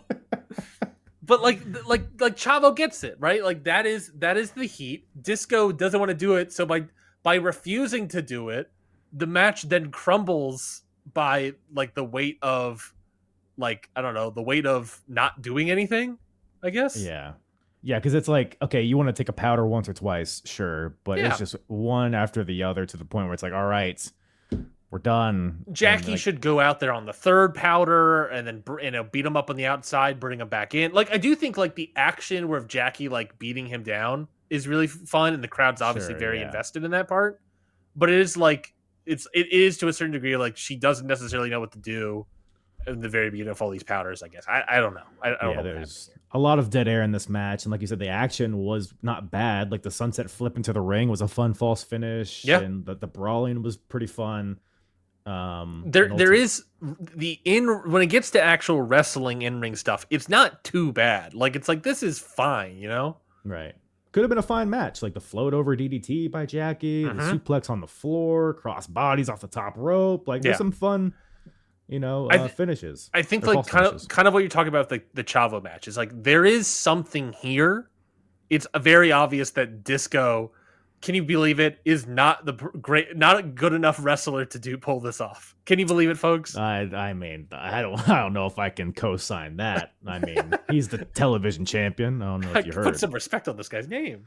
I mean, shake your booty right on his ass just to make sure that you know. Like, what's not to like about Glenn Gilberti? Look, this guy can say his name. Can't. Yeah. How much longer does he have the title? Oh, he loses in 2 weeks, I think. Oh, it's a TV title. You don't have it for more than a week, I think. Yeah, he has it for 42 days. The next night he has a no contest match against Disco Inferno. Oh, Bill Goldberg, not a win, no contest. Yeah. Interesting. Yeah. And then the week after that, he loses it to Perry Saturn. Interesting. What a whirlwind. Yeah, and then a month later he beats Saturn for it, and then oh, can you believe it? Oh my God, Kyle. So he wins the title back like a month later from Perry Saturn. He defends it against some people, and then he loses the title by the end of the month of December, by the last Nitro of the year, to Booker T. See, we get there. You know what? We're just not patient. We're like, maybe that's what this is. We're just this generation. We want it now. We're just a TikTok brains. Give it to me now. Whereas story heat. That's my Bully Ray impression, by the way. You gotta wait. You gotta wait for the story. You don't let it unfold, Kyle. You have to let it unfold. Booker T's not involved in any capacity, but he will be, and he will win the title.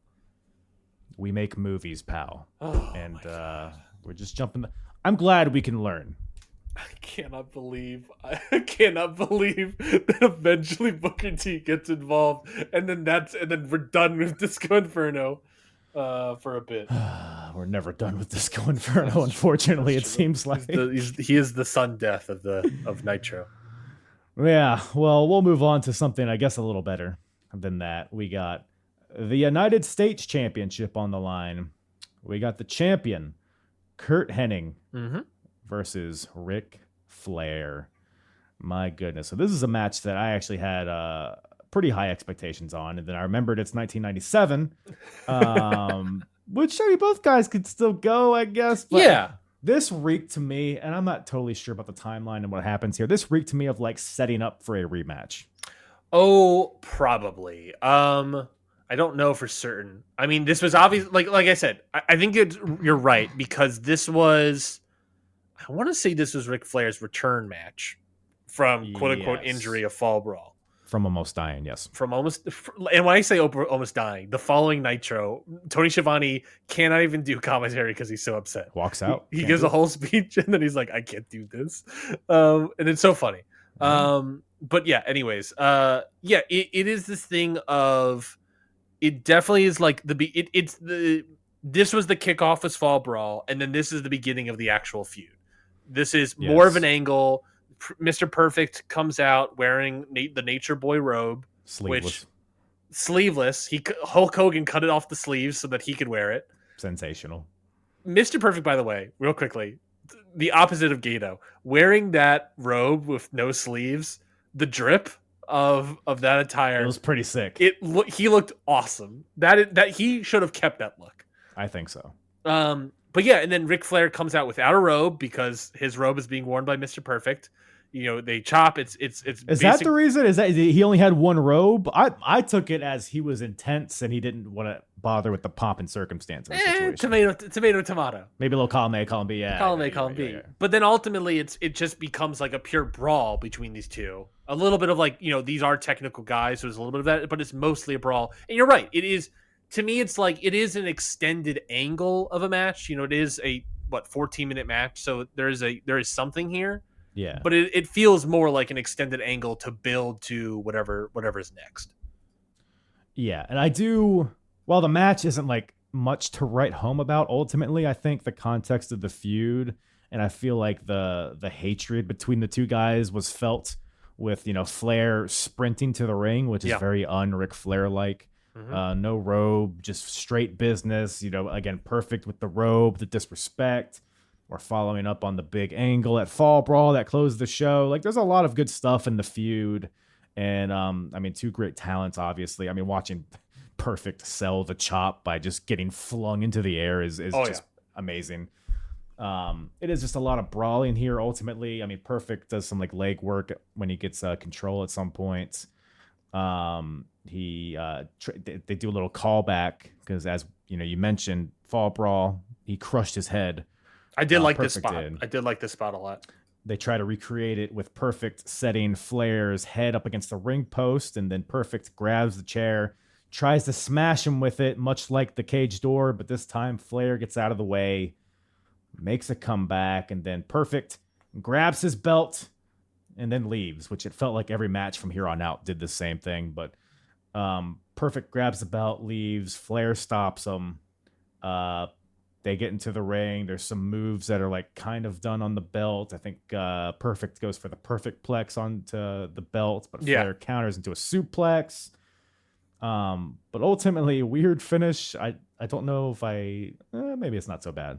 I like the idea. One, it's this match has Ric Flair selling headshots a lot, which is fine. But I do like it as like, look, if this match is meant to kick off really the feud, right?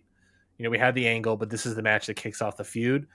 Ending in DQ is whatever, but having this idea where Ric Flair is able to get his revenge, puts the belt around Kurt Henning's face, and kick him in the face with all it. Business, no flash. I did like that element of it. Yeah, is it a technical masterpiece that you would expect from these guys? No, but it had a good amount of heat and energy and brawlness to it that you wouldn't expect.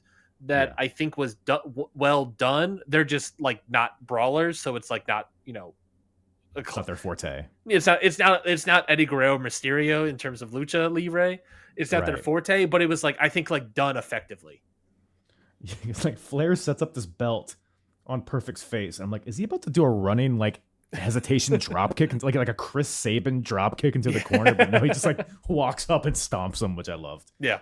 And the referee's like, all right, fine, I'll call the DQ. Yeah, which I didn't do it with the belt suplex thing, but we'll do it here. And then the refs and Conan and Vincent of the NWO, the C team, I guess, come out to help Henning, and they bring him out of there, and they skedaddle. And so, yeah, we're left with this kind of, unfinished business, DQ finish, non-finish. Mm-hmm. Still more in the tank of this feud, but yeah, I didn't mind this, I guess, but it was ultimately pretty forgettable, I guess. Yeah, it like we said, kicks off the feud. I'm looking at the cage match stuff here, and it's basically like they're gonna feud up until mid-December over to a degree the title, because they end up having 2 more title matches. Right. Yeah. but the idea is the next like match that they have is a title match, but it's also no DQ at World War III. So you'll okay. I'm fascinated to see what that would be like. That one is going to be 18 minutes and it's a pure no DQ match. So I wonder if it's going to be more of the same or even a little bit better. I'm fascinated to see how that holds up. Yeah, probably the same thing, but in 3 rings, I would imagine. But we'll see. Maybe. More to follow on that. But until then, we got Mean Gene Okerlund on the stage, and he has old J.J. Dillon alongside of him, the chairman of the WCW, I want to say. He's not. I don't think he's the commissioner. He's the commissioner. Because he was the commissioner. NWO took him out. That's how Roddy Piper comes back. And then Roddy Piper was only the acting commissioner, and then now JJ Dillon's back. So JJ's here responding to the demands of Hogan and Bischoff from earlier, how they're pulling themselves out of the main event unless Sting can sign a contract to their demands, etc., etc. Again, I want to stress 3 matches. It felt like an eternity of them nonstop talking about this plot point, and finally we get to an ending of it. Oh yeah. I mean, commentary's been nonstop through all these matches that we've been discussing. They're not talking about the matches. They're talking about that segment. No, it is so annoying. So JJ assures us that the main event is going to happen as advertised. And then Eric Bischoff comes out and he says, "Who the hell do you think you are? You got no stroke," which I feel like he does. I feel like it's like in his job description. The commissioner? I mean, I guess who in the hierarchy, like JJ and Eric, like who's higher? But Eric's like with the NWO. He's not with WCW. Do we know? This is the okay. Here's the problem: my lack of enough WCW lore knowledge. is what is Eric Bischoff's job in kayfabe? Is he the executive producer in kayfabe? In kayfabe, I think he's just like the fucking NWO. He is a former announcer, I guess, in kayfabe. He was a former announcer. Has it? I don't know if it's been said that he's. I think it's been mentioned that he's the owner of WCW.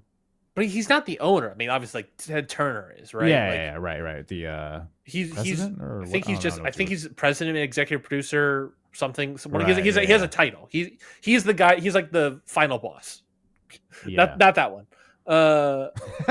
But he's not the booker. He's the guy that makes the ultimate decisions on the stuff. But I think this is a situation like when Vince and Linda were on TV together. I feel like Linda always had the say over Vince. Yeah. And I feel like Linda is JJ in this situation, and I Vince believe is I want to Bischoff. say you're right. I want to fully say that you're correct. But which again, the more I think about it, I me watching a lot of this WCW stuff because I've been watching a good amount, really, and knowing what happened and the WCW invasion and what the initial idea of that was with WWF, where Vince was going to turn Monday Night Raw into Monday Nitro fully and repackage the whole thing. Like, I kind of just feel like Vince was a fan of Nitro. Like, the more I think about it, like there's so many plot points and story beats, like, and the fact that he was just fully going to get rid of his flagship show of Raw and turn it into Nitro. I wonder if Vince was just purely a fan of this product, and like the fact that like eventually like his shows and Nitro and like Raw will eventually turn more into like the production segment style of Nitro. Like, I wonder if he was just a fan of this. Because you think he has in his little NWO t-shirt, like watching it. I think Vince McMahon's wearing a jean kind of blue shirt that has the little logo of Monday Nitro on it. Which, by the way, I want it. I want that shirt so badly. Or maybe like the polos with like the red, black, and white vertical stripes that all like the security was wearing. Yeah, I could see it. I want it. Yeah, the more I think about it, the more I'm like, I think Vince McMahon was a big fan of Nitro. Just a big mark. I get it. I think it was a mark. Oh, he had Nitro parties, that's for sure. He sent those tapes in. But then JJ ultimately is like, fuck you, I guess. So the match is going to happen ultimately. So nothing, all of this to like not really affect anything, basically. There is this like weird story beat where I don't even know what happens with it or what the result of it was or how it even came up, but something about how like he doesn't have this. JJ doesn't have the stroke, and like if something happens or whatever, then NWO gets Nitro, like become like the owners of Nitro or something. And I'm not sure. It's like brought up, but like barely addressed and never thought of again. Because there's also the aspect of like Eric Bischoff is the executive producer, president.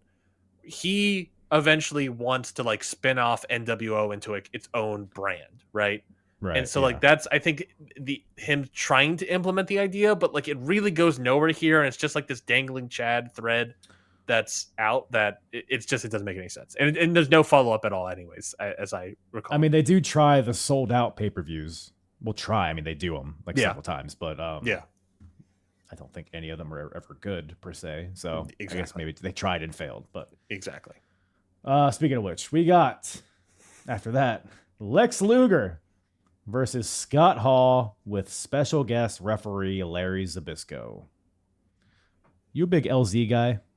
I'm fine. You're fine. Like I'm good. Like I've had enough. I've had my fill. He's fine. I think like as a good, like as a commentator, I don't know. He's just like fine in every role I've seen him in. Like maybe I'm missing the pure Larry Zbyszko experience. Like maybe there's a DVD, like a comp DVD out there that I can just get my LZ tapes. I don't know, but I don't know. I'm fine with little Zbyszko. Yeah, I guess so. Him and Scott Hall have the history from AWA, I believe. So I think that's a lot of what this foundation is, but they never really like. There's no Mike Tenay for 80s territory wrestling. Like there's none. Like we could have used some like foundation to like their past history. I think that would have added a lot. But I don't know. And then Lex Luger's here. It feels like he's kind of like on the downslope in terms of popularity. it's really more of a Scott Hall versus Larry Zbyszko feud here. Again, not a ton to this match. I thought the finish was pretty lame, but I don't know. Maybe you disagree. Did you love this match? No, again, it was fine. I will say I got distracted because apparently the teaser trailer for the live action Street Fighter film came out just now, and I just got super distracted by that because I was looking at Cody and Hiroki Goto and Roman Reigns. No, I didn't think this match was great. It was fine. No one's interested in Luger at this point in time, really. Scott Hall is doing a lot of heel shenanigans, and like the point of the match is that Scott Hall and the NWO have been beating up referees and talent. Right, That's why Zbyszko's here. And Zbyszko's fine. Like, it's just like a lot of like, it's not like bad. It's just like a solid like 2. You know what I mean? Where it's just like, yeah, this was a match that happened and it was, I don't know. It was just whatever. I cannot name you a single thing that happened in this match. It's that kind of match. I think Larry was the centerpiece here. It was like, is he going to call it down the middle or not? And then they start up with a lockup, and then they're tied up in the corner. And then like Scott Hall has the advantage, and then Larry breaks it up because they're in the ropes. And then he does the same thing for Lex. He's like, oh, he is going to call it down the middle. And it's just a lot of that for like 10 minutes or whatever. Yeah, he throws Scott Hall out of the ring at one point. Yeah, because Scott Hall goes for a right hand, but Larry ducks and dumps him over. And then I think that should have been a DQ at that point, but because over the top rope rules, of course. That's also like the other the old school territory rules. That's like also the other point about this match is that, not really point, but like a thread that's like on Nitro, especially from Tony Schiavone, is that they kept, whenever they talk about this match, Tony Schiavone really was nailing home this idea of like, the NWO cheats all the time, Larry should cheat. This idea that like Larry should do stuff and like beat down Scott Hall as well or whatever, and not play it down the middle. It's like, but can Lex Luger not handle himself? So it's like, I don't know. No, no. Well, maybe not. Because, it turns out, I guess no, because he does get outmanned. Well, Eric Bischoff comes out at some point, because why wouldn't he? Of course. But then Larry knocks him off the apron. Big pop. And then Lex Luger goes for the rack on Scott Hall. But that damn 6 gets in the ring. Kick to the back of the head of Lex Luger as Eric Bischoff is distracting Larry Zbyszko. And then Scott Hall takes advantage. Hits the Razor's Edge. For the Outsider's Edge, whatever the fuck. And then gets the 1-2-3 over Lex Luger. And I'm watching this. I'm like, that is the lamest finish I've ever seen in my life. But that is not the finish because Larry. Well, real quickly. Please. The kick to the head. Great, right? He's a karate master. Educated feet. A pure whiff. No. He knocked him out. The kick was so fast that the wind knocked out Lex Luger. It's got bloom. It's like a shotgun shell. It's got bloom. So pretty much, I get. Like, it's just like a whiff that leads to a really shitty finish that again doesn't really work. And then we get the reversal. Larry wants to see the replay. He smells some funny business. You can't get one over the living legend. So he asks for the replay. He sees it. He sees that 6 got involved. He's like, that whatever Larry sounds like. He's like, we're going to restart this match. That's not what he sounds like. Where was Charles Robinson not afforded this ability earlier? Yeah, exactly. Like, if we're setting a precedent that we can just be NFL referees and get in the booth and look at the replay, like, let's have some red flags on these refs. But the bell rings again, restart the match. I don't even know if the bell rings, but they restart the match. Scott is pissed, of course, because he had just had it won, and now he's back in there. So him and Larry get into a shoving match. Larry shoves him right into Lex, who locks him in the rack. And then it's unclear if Scott submits. Yeah. Before or after 6 gets in the ring with a kick to break it up. So I'm not sure if it was a DQ finish or in the wider shot, they cut very quickly into the close-up on the rack.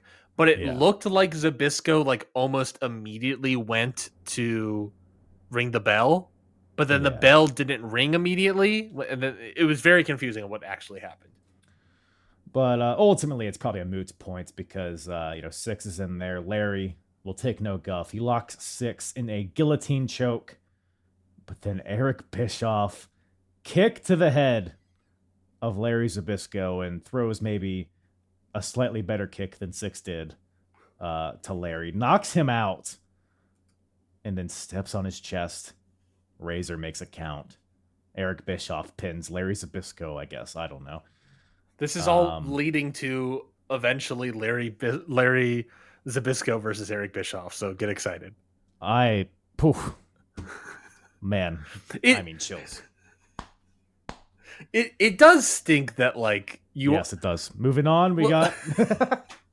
It does stink that like, and I feel for you. It does stink that you are at this point in WCW history because it is only going to get worse from here, and especially like these main events. I mean, this next match will pick up the heat action a little bit more, but it's like the main event is just like, what am I to say about a stinky ass piss poo match? That is the perfect star rating for that. Yeah.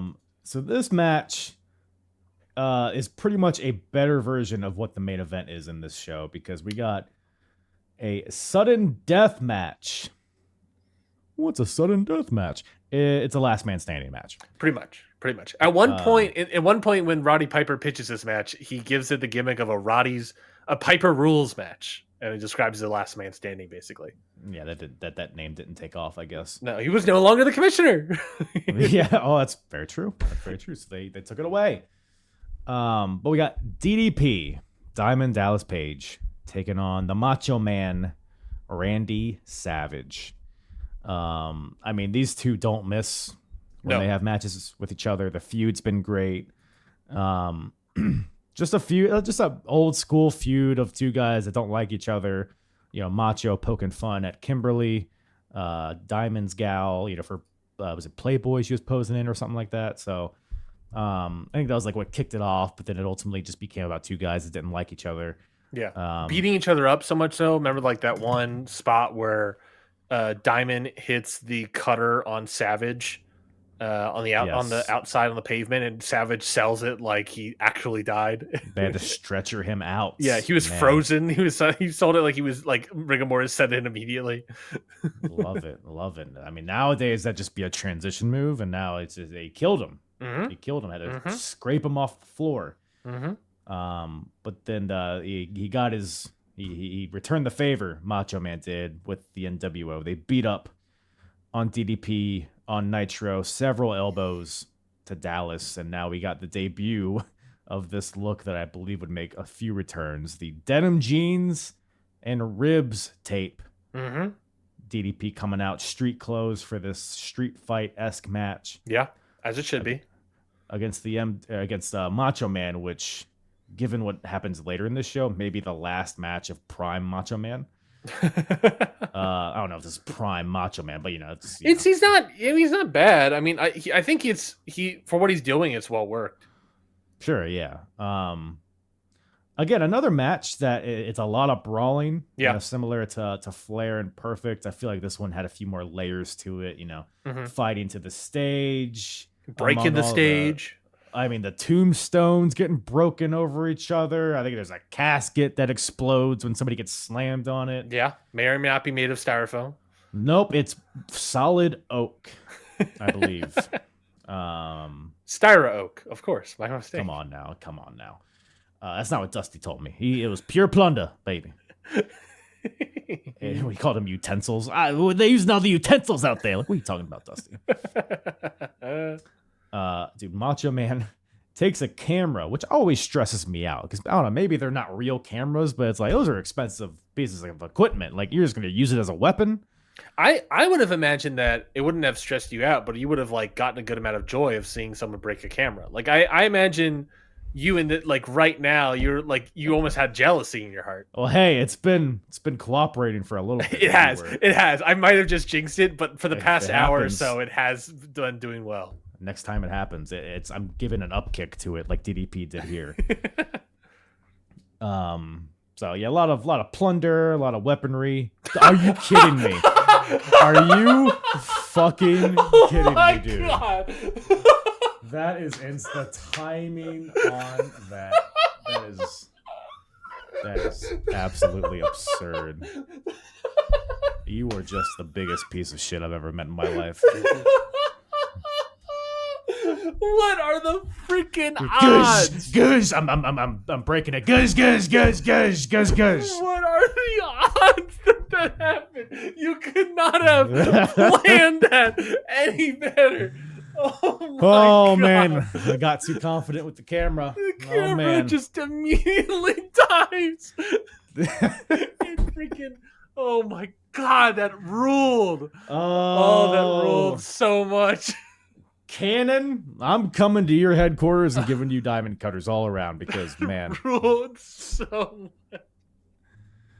I don't know. Talk about the match or something. I don't know. The match was good. It was a nice brawl, nice like extreme rules stuff. You know, brawl on the outside, chair stuff. I like the business with the cameraman. What was it, Jackie Crockett, in destroying the camera. You know, I think it. You know, it didn't quite. I think get over the hump. It was like, you know, a nice piece of business. It was a nice reprieve from the rest of the show up to this point. I guess outside Right. Guerrero and Mysterio. You know, nice little bit. There was the point where Miss Elizabeth tries to get involved, and then DDP's wife, I always forget her name, Kimberly, yes. Came out, dragged Elizabeth out by her hair. You know, it's just like a nice solid bits of business that, like, you know, it's like, yeah, this is a nice little match. There was the fake Sting that attacked DDP. That was said to be Hulk Hogan, which was very strange and weird. Well, it's so the fake Sting comes out, which I guess it leads to the finish because the ribs have been DDP's out there with tape, you know, coming out for the match, and then Macho Man works the ribs, you know, throwing them into the barricades, the elbows, a few elbows he hits, and then at some point a fake Sting comes out. Commentary, by the way, is done selling. Like, is that Sting? Yeah. It's like, oh, that's another fucking dumb fake Sting, whatever. Yeah. Comes out, saunters to the ring, hits DDP in the ribs with the bat. Immediately. And then walks out. Yeah. And then that's the finish. DDP cannot get up at the count of 10 due to that, which makes sense. You know, it's a bat shot to the injured body part. Mm-hmm. Sure. It was a very anticlimactic way to execute it, I would say, which 100%. Leads me to believe maybe it was Hulk Hogan. 100%.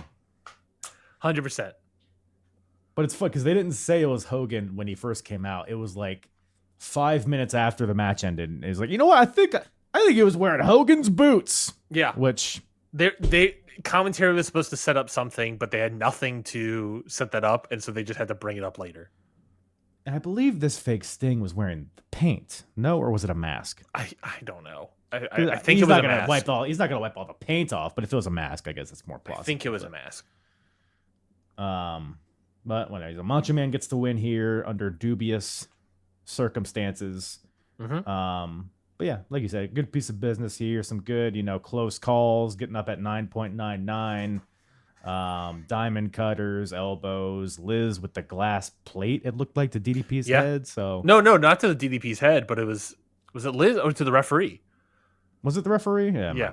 Yeah. That's like Kirkpatrick, right. I think was the referee. Oh, that's right. And then she choked DDP with the cord. So, the referee takes a bump. He goes to the back. New referee comes in. Yeah. Yeah. It was a nice little schmaz brawl bit. It was not like, unlike the main event, a bunch of things happened, but they all had weight to them. There was intensity to it. Exactly. Was it like, you know, the best thing ever? No, but it was like something that, like, there was meaning, there was intensity. You could see things made sense. The layout of the match made sense. You know, Savage is a good worker. DDP is a good worker. Like, everything's on the come up and up here. And then you get the main event. Yeah, there's no way we could ruin this momentum, but we do. We got the main event of this program, a non-title steel cage match. Rowdy Roddy Piper versus Hollywood Hulk Hogan. Mm-hmm. So, I mean, there's a lot of build up to this, I guess. I mean, Piper beat Hogan at, I think it was Super Brawl. It was very early in the year. Another non-title match for whatever reason. Piper doesn't want the title, I guess. But he does because he stole the title, but he doesn't want to actually win the title. It's a whole thing. Piper beat Hogan earlier in the year, and I think he lost the title match Then he was off TV for a while, or he feuded with Flair in there somewhere. And then he was off TV for a while. Now he's back as the acting commissioner when J.J. Dillon was attacked, and he had to get off TV for a little bit. But now it's not about the title. It's just about it's a blood feud, whatever, I guess. Yeah. Piper Hogan, Steel Cage. 1997, by the way, these two. Main event of a pay-per-view. And Piper, again, stole the WCW or the NWO World Heavyweight title. Still has it all painted on the belt. So Piper comes out with the title, and my first thought is, man, it's a crime he never actually won it. But comes out here, and then he comes out to this cage. I mean, do we want to just talk about this cage for a second? Okay.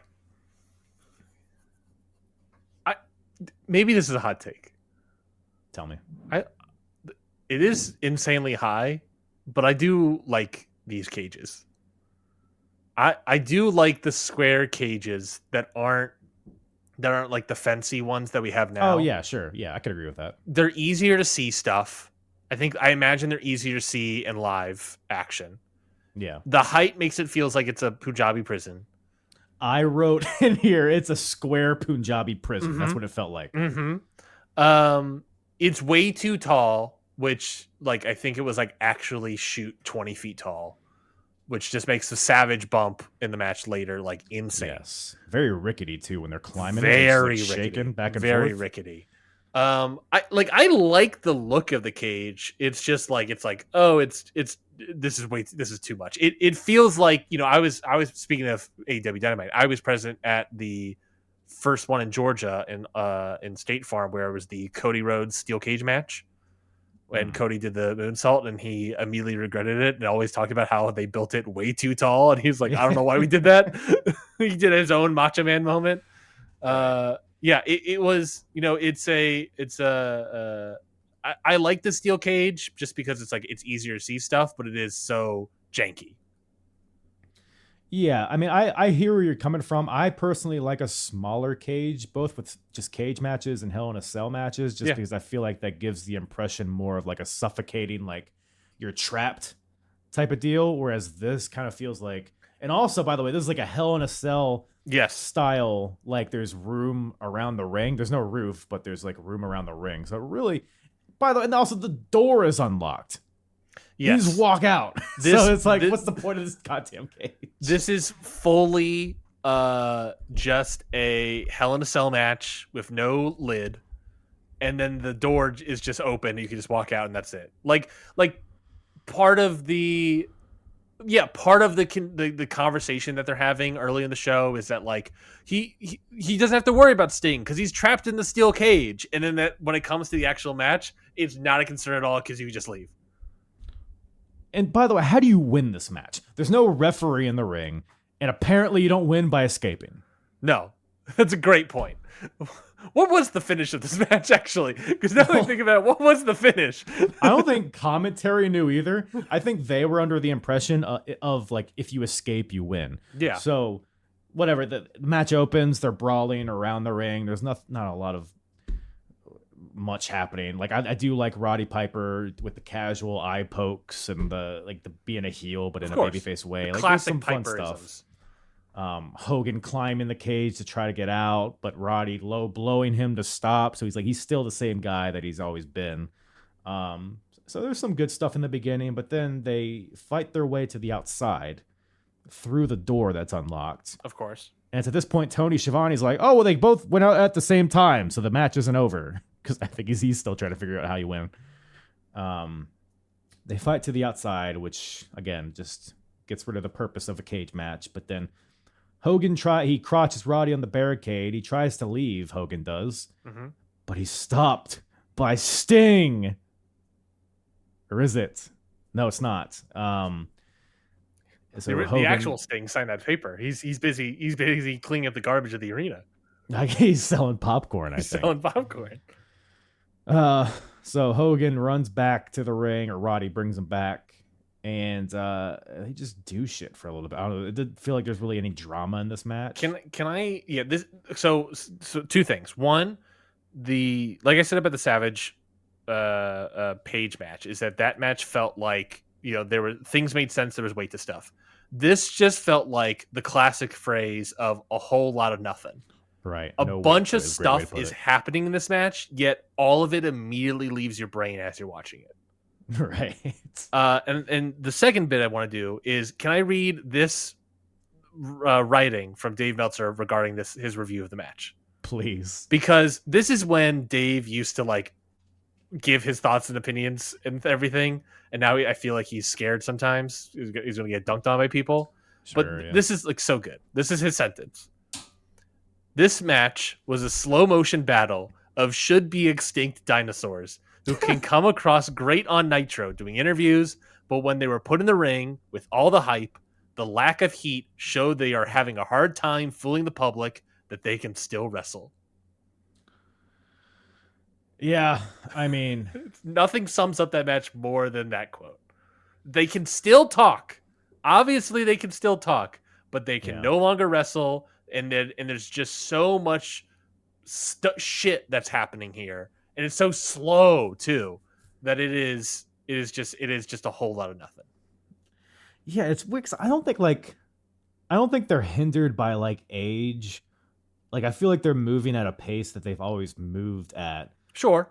I feel like like to your point, there's this like if anything, like maybe a little slower, But yeah, maybe a little bit.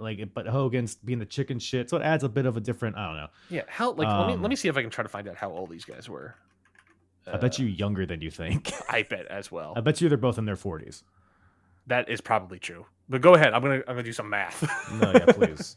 But yeah, it was just, and also to the point, like we've already seen so many walk and brawl matches in this show already, so it's like we've already seen better versions of this match. Just without a cage.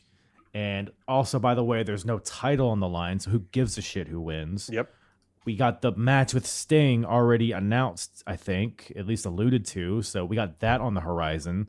So, like, who cares about Piper at this point? We've already done this thing earlier in this year. Yep.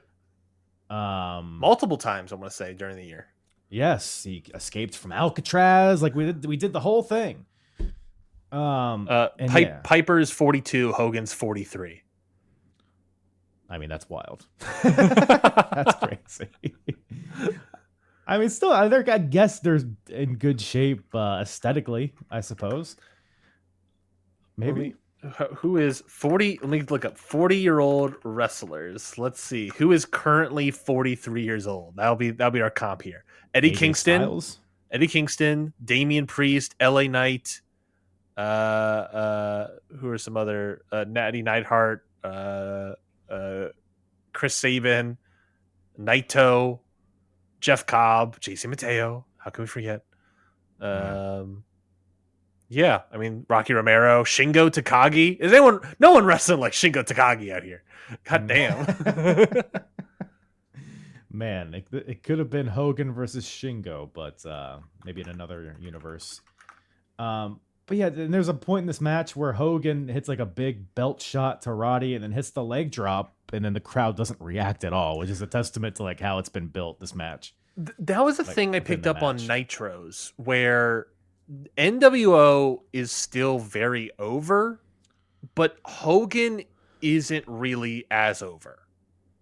Like people like the idea of the NWO, not as much the execution of it, I feel like. Yeah, and I think obviously since Hogan was the top dog in that faction, like a lot of that was focused on Hogan. Like they were interested in the group, but they didn't care for Hogan at this point anymore. Oh yeah, which obviously is extremely telling how Nitro begins to fall apart. Or WCW rather. We're definitely getting there. But then Macho Man comes out. This runs past the Stings. That I knew. Yeah. I think there was only one, maybe two Stings out there. There was two Stings for sure, because one just kept looking straight, and the other one was like, "Oh, who was that?" It just like turned around. I was like, "What the heck was that?" By the way, they did that on Nitro with all the Stings popping out from the crowd, coming down the aisle, out behind the back, but so they're just doing it again. So it's like, I don't know, diminishing returns on that part. But Macho comes out. He wants to get in the ring and help Hulk Hogan. Do I go in the ring through the door that's unlocked? I don't think so. Maybe we climb this 25-foot tall cage, leap over the floor into the ring. Insane thing to do. Not an elbow drop where you're at least kind of bracing with your hip or whatever. Yeah. Just a standing double axe handle off the top rope. He Adam Copeland's off the top of the cage. But I guess the idea was that he was going to land on his feet, which I don't Sherry know. Martel did it though a few years ago, but it was a shorter cage, I believe. Yeah. So yeah, this cage was insanely tall. I don't know what he was trying to do. Whole lot of flying nothing, but like the fact that he did it, I'll give him props for that. And like, look, he missed, but like he got pretty close for what he was trying to do, I guess. I mean, I guess he got there. He just the landing. He like it was anticlimactic. It really is what it was. I think he just like regretted it as soon as he jumped off. He's like, oh no, but he couldn't, That's certainly plausible. And I didn't even notice, apparently, because he was obviously Hogan was holding Piper for Macho to hit Piper, but Macho hits Hogan, which I didn't even really register as I was watching this until commentary mentioned it. And that pretty much leads to the finish, I believe, because then Piper then takes advantage of this, locks in the sleeper onto Hulk Hogan, and Hogan passes out. Piper beats him again. But doesn't win the title again, because again, for the second time on pay-per-view this year, it's a non-title match that Piper beats Hogan. Is there any more worthless title than this fucking WCW Heavyweight Champion? Exactly. It is it is. I can't even put it in the words. It is what, like a Trojan horse. It's not seeing the forest through the trees. It's just this idea of like, it's this false idol, I guess. Like nothing matters. There's no actual substance behind the top champion of your company. I mean, he's been champion. He lost it to Luger for a couple days. Yeah. But he's been champion for a year and a half, I think, at least. Yeah.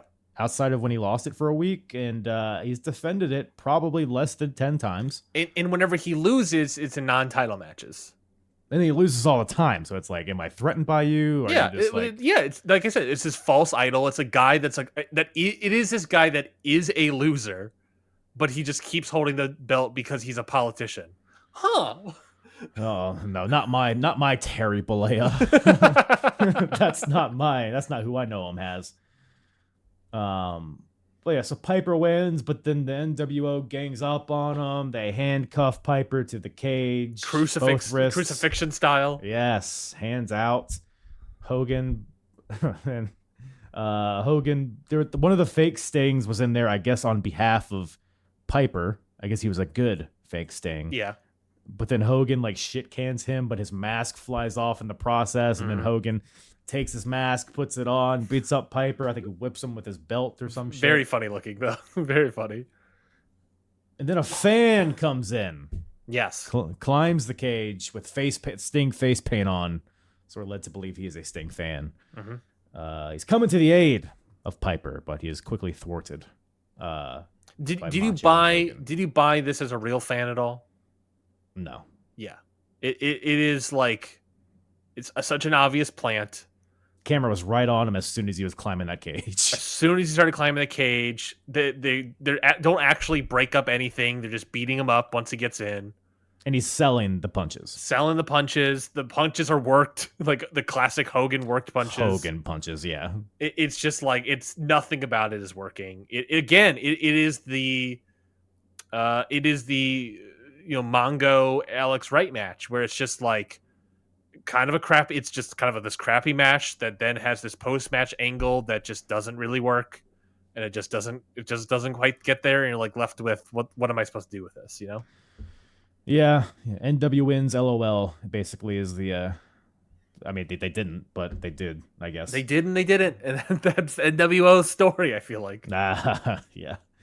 But yeah. So weird kind of ending to this show. It just kind of peters out, which. Part of me likes the kind of chaotic nature of the fan getting in there and just all of the nonsense, but so I want to ask you that then. Let's talk about it. You mentioned at the top about the like production style. Like we talked a little bit of how like we both sort of enjoy when it does get chaotic, and this was obviously the intention was to do like a work shoot chaotic fan plant bit here. Mm-hmm. Why did this chaos not work? Did it just feel authentic, like inauthentic? Yeah. For whatever reason. I just don't think the foundation in which this happened was good. So therefore, it's like, putting some tasty icing on a piece of poop. Like I'm not gonna want to eat it. Oh, hold on. Let's not put that icing. I'm not gonna want to eat it. Man, I'm not speaking for everybody in the room. Like a Ryan McMahon over here, but no, don't. I don't. In 2025, I don't want to be associated with that. Oh, it's great. God damn, awful. No, refuse. Refuse. I mean, but yeah, no, I agree. Like, I think that like the inauthenticness of the just everything surrounding Hogan, I imagine as well. The NWO, the fact that like it's over, but Hogan's not really over. Like the people, I think there's also like, not to get into many of my tirades that you can certainly listen to on Ring Post Radio. Hey, you gotta pay for that. No, it's free. You can listen to Ring Post Radio every Tuesday now. It used to be Sundays, now it's Tuesdays. You gotta pay for the plug, is what I'm saying. My apologies. My apologies. But Rants, like tirades. I think it's like this thing that is a thing that is currently happening in our society with like the use of AI that is like a wrestling fan thing that I think that because I was talking to my friends about like what are the case uses and what can like because I used to work in the film industry and all these sort of things and there's this idea of that AI will eventually take it all over and all this sort of stuff and I'm like to me it is this thing of I think the peak of it will be fully replacing commercials with full AI nonsense. And then TV, I can't imagine. Movies, definitely, I can't imagine really taking it over in any substantial way because I think it's this innate. It's almost like the uncanny valley as well when it comes to like computer generated images. It's this thing that I think that whatever evolutionary tick that is in our brains and systems recognizes inauthentic worked stuff when it comes to uncanny valley, AI. For the most part, I think for the most part, people can tell the difference between AI and real stuff. But like when it comes to like this stuff, is people can see the inauthenticness in something because I think there's probably I did read I didn't read a book. I listened to a podcast that read a book about that like is this thing of like we innately recognize other human like qualities even if it's like a subconscious unconscious thing because it's like what we as when we were evolutionarily like developing that we it helped protect us, keep us safe. The fact that like we lived with monkeys and apes that like evolutionarily we are able to tell the difference between monkeys and apes kept us safe. And how this all goes back to this horrendous main event of Halloween Havoc 1997. A couple monkeys fighting in here, huh? Is that this is a couple monkeys fighting up in here, throwing shit at each other. And I think just like people can tell when something is not on the level. And part of wrestling is for you be able to find the way to make us forget that. To immerse yourself in it. The magic is that evolutionary thing to being convinced of like, oh no, this is real. And it's very hard to do that. And WCW will continue to fail at this as many times as they'll try and attempt it. But it's just something that like, unless you nail it, it's always going to come off hokey and bad. Yeah, especially in this era where it's so heavy on the quote unquote realism elements of it with on wrestling across the board. So it is interesting watching in real time them like this balancing act of like trying to implement realistic elements into the product, but ultimately it's still pro wrestling, which is very goofy at the foundation of it, especially when it's somebody like Hogan who's very cartoony in everything he does. So I think maybe Hogan and being involved with it kind of hindered it. But I don't know. Yeah, I think it was just a lot of. It was a whole lot of nothing. Is what it was.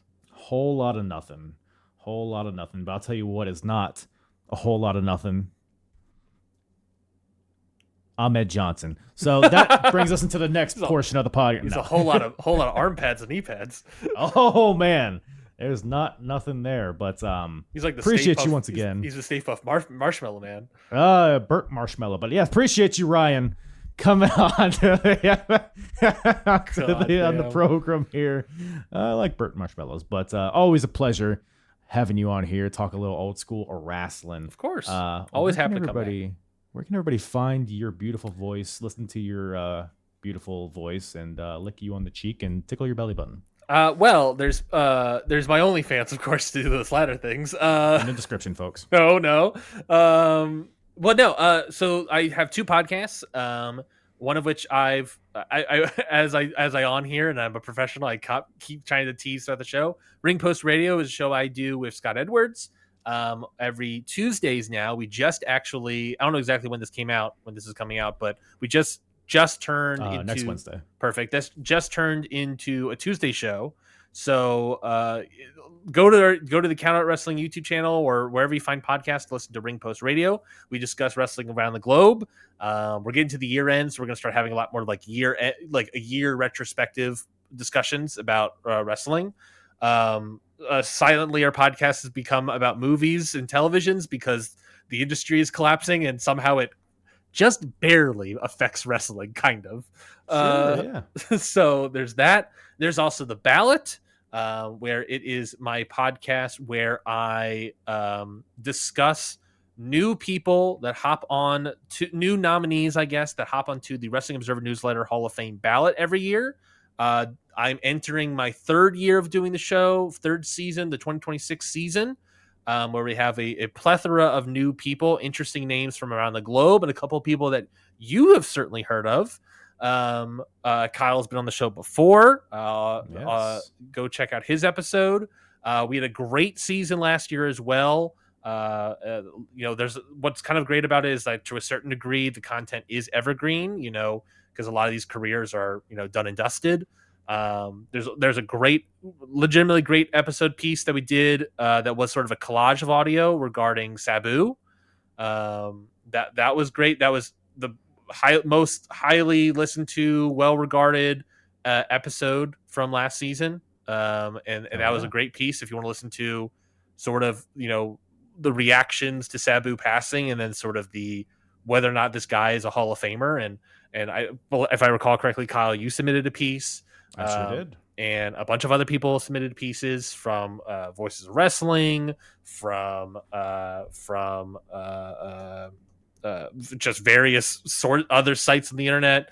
I'm trying to remember specifically other people on there. It's been 6 months since that episode, but a lot of great stuff on there. New seasons out this year. We're talking about various names like Gunther, Kenta, Tam Nakano from Stardom, but then also a bunch of people you've never heard of, like Le Petit Prince from France, or Coliseo Colasetti from Mexico, or Andreas Lambrakis from Greece. So you're just making all these names up, I think. Exactly right.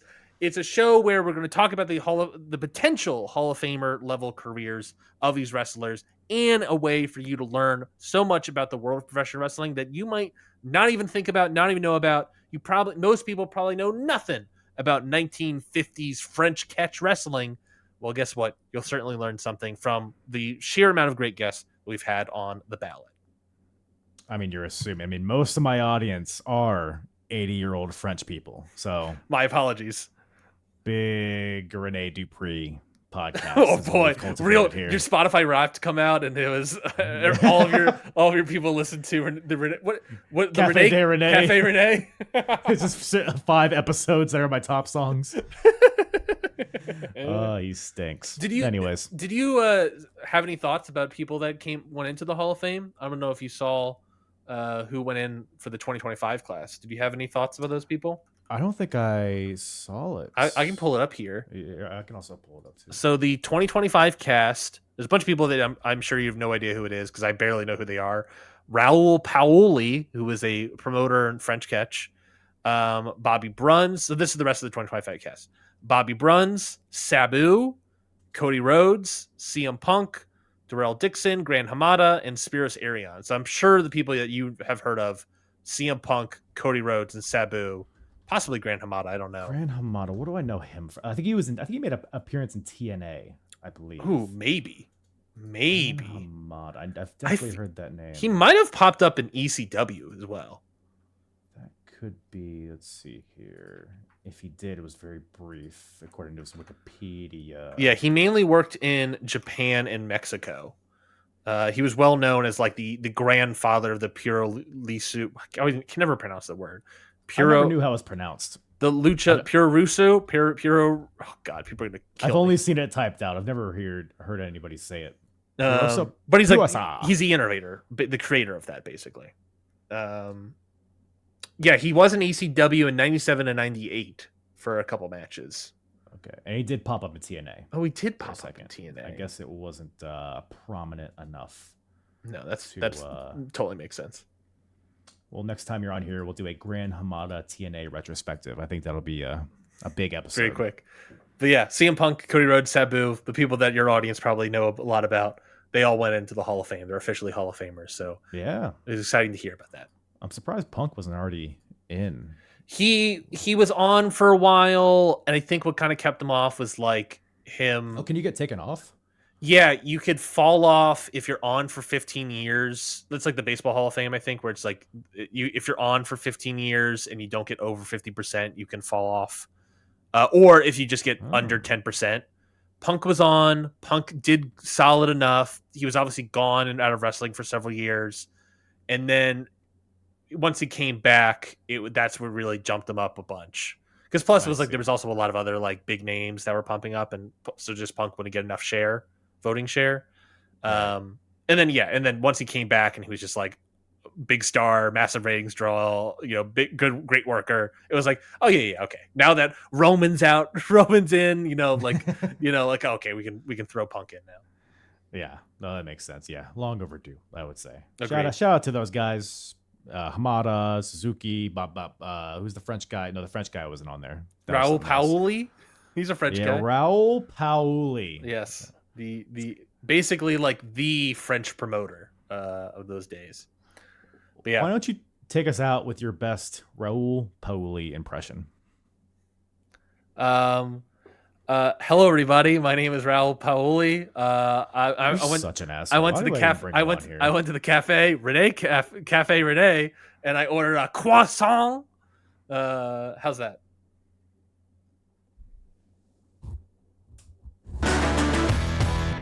Once again, thank you to Rye Guy from the Count Out Wrestling Podcast for joining me today. Always a good old time with my boy Ryan. Go check out his podcast. All of this stuff in the description. All of my stuff in the description. All of Bartholomew's stuff is upcoming. It's your one goddamn job, all right? You ready?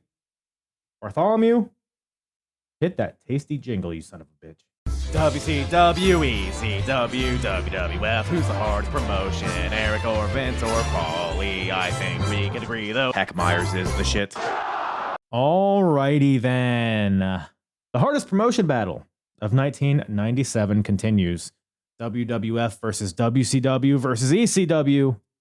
Again, just to recap, WCW has the lead here with 29 points, ECW with 20, WWF with 9 points. And you might be asking yourself, hardest part of the ring, what do these points mean? Why do I give a turkey? Well, let me tell you this. You see that Intercontinental Championship behind me? That is because WWF was hardest in 1996. That's right, the winner, whoever is hardest in 1997, will earn themselves a purchase of a championship belt of that respective company. WCW in the lead here, so we might have a big gold coming up here. Maybe the women's cruiserweight championship. I don't know. We'll just have to wait and see. But these points are developed and calculated based on the best and the worst that we've seen this year, pay-per-view grades, in-ring, out-of-ring characters, storylines, matches, blah, blah, blah, blah, blah, blah, ding, ding, dong. That's right. That's right. I know French. But yes, big stakes. Let's get into it, shall we? But the first thing, but by the way, if you're watching on YouTube, I'm sharing my screen so you can follow along visually.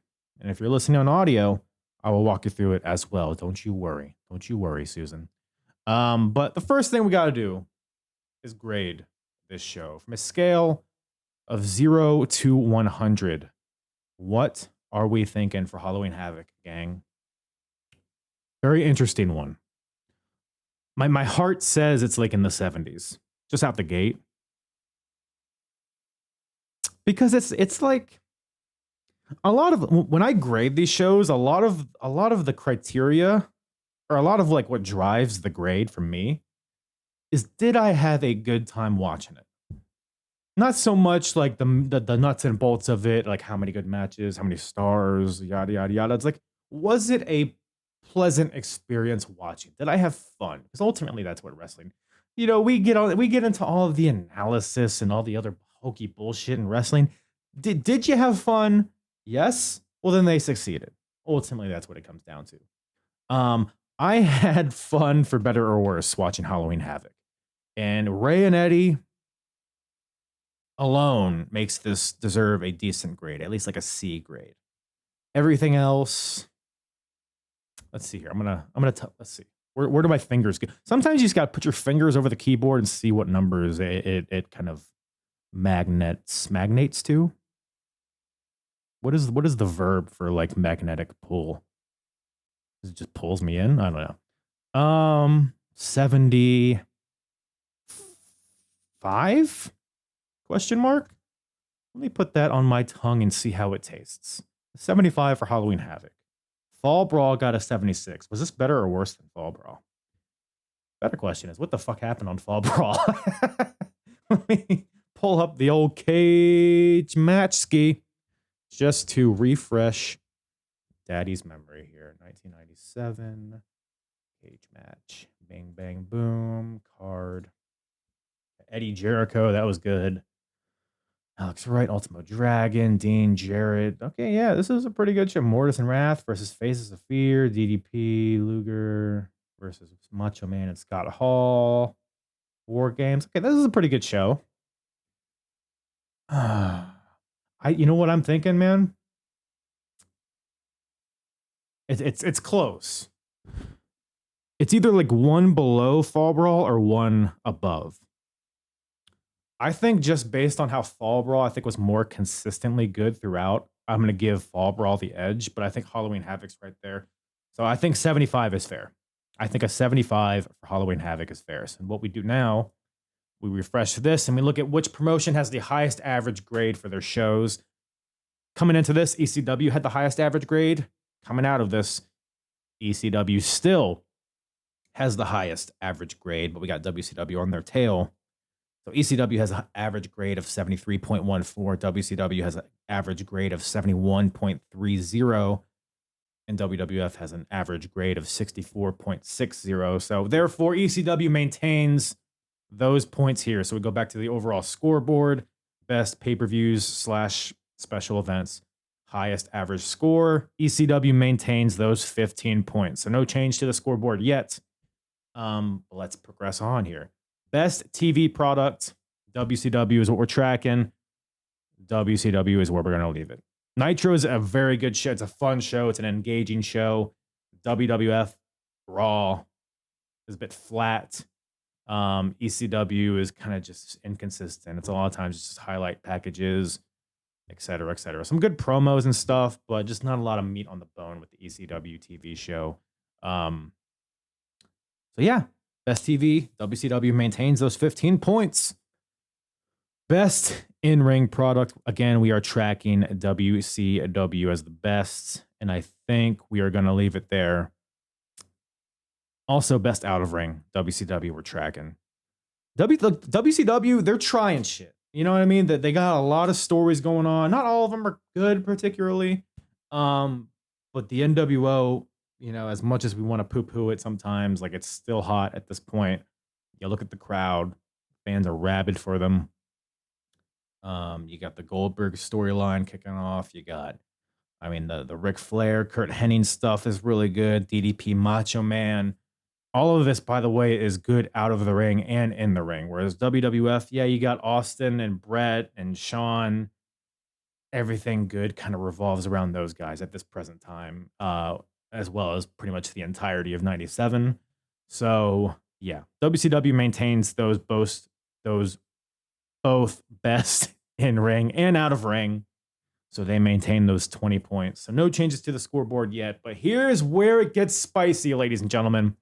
Here is where we get a little tricky here. So we move on to the best section. All of these are the best of 1997. Currently, we are tracking the best match of 1997 as Bret Hart versus Stone Cold Steve Austin at WrestleMania 13.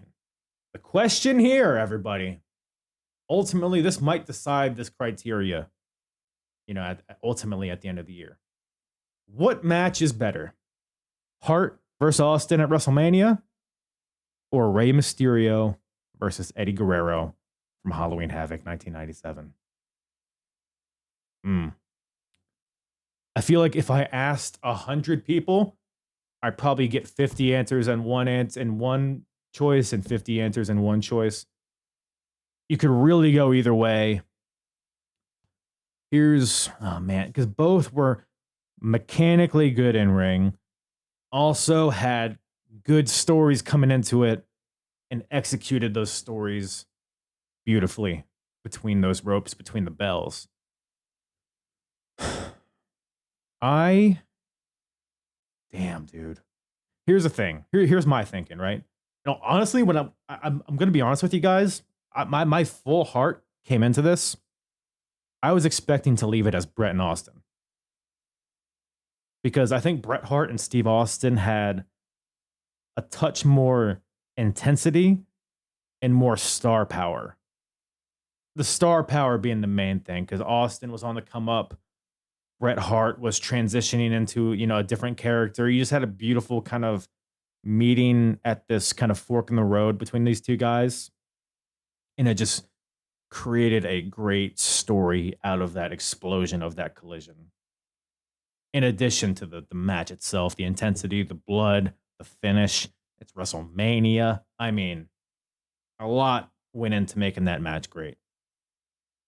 Ray and Eddie, man, innovative. We spoke about it ad nauseum. It would be a good match in 2025. Like, that's how smooth and athletically impressive. And one might think like, oh yeah, they're guys doing flips, but that's all it was. No, it was two strong characters as well. A good story told through it. God damn, dude. I don't know. This might be one where we get to the finale and I might put it to an audience vote. Right now, my answer for the best of 1997, Bret Hart versus Steve Austin. I don't know. It's so close. It's so close. I think Bret and Austin just had a little bit more magnitude to it. Just a little bit more just star power, aura. Just a little bit. I think it just edges it out. But maybe we'll come back to this and change our minds. But as of this moment in time, I think Bret and Austin takes it still. So no change there. WWF holds on to those 5 points. Barely holds on to those 5 points. Wrestler of the Year, we are tracking Stone Cold. We're also tracking Stone Cold as the character / storyline of the year. Part of me is wondering, for Wrestler of the Year, do we throw Eddie or Ray in there? Maybe?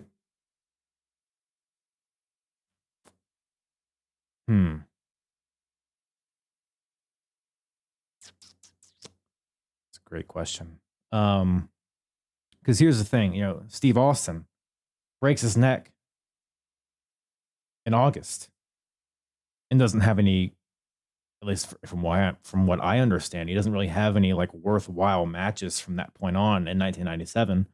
Yeah, his catalog up to that point was very good. Obviously, the Brett match, but he had a really good match with Taker at one of the In Your Houses. The match with Owen at SummerSlam was very good. A Fatal 4-Way early in the year, or what was it called? Final Four. The Royal Rumble. But Ray and Eddie got a pretty good catalog in them. I feel like Ray had a much stronger 96 than 97. I feel like up to this point, obviously excluding the Eddie match, I feel like Ray hasn't done a whole lot. He's been just kind of fucking around with Conan and Prince Iaukea. There's probably a few good matches in there, but I still think Ray's 97 was as strong as 96. Eddie has had a sneaky, I would say I'd probably be more inclined to put Eddie Guerrero as Wrestler of the Year over Rey Mysterio.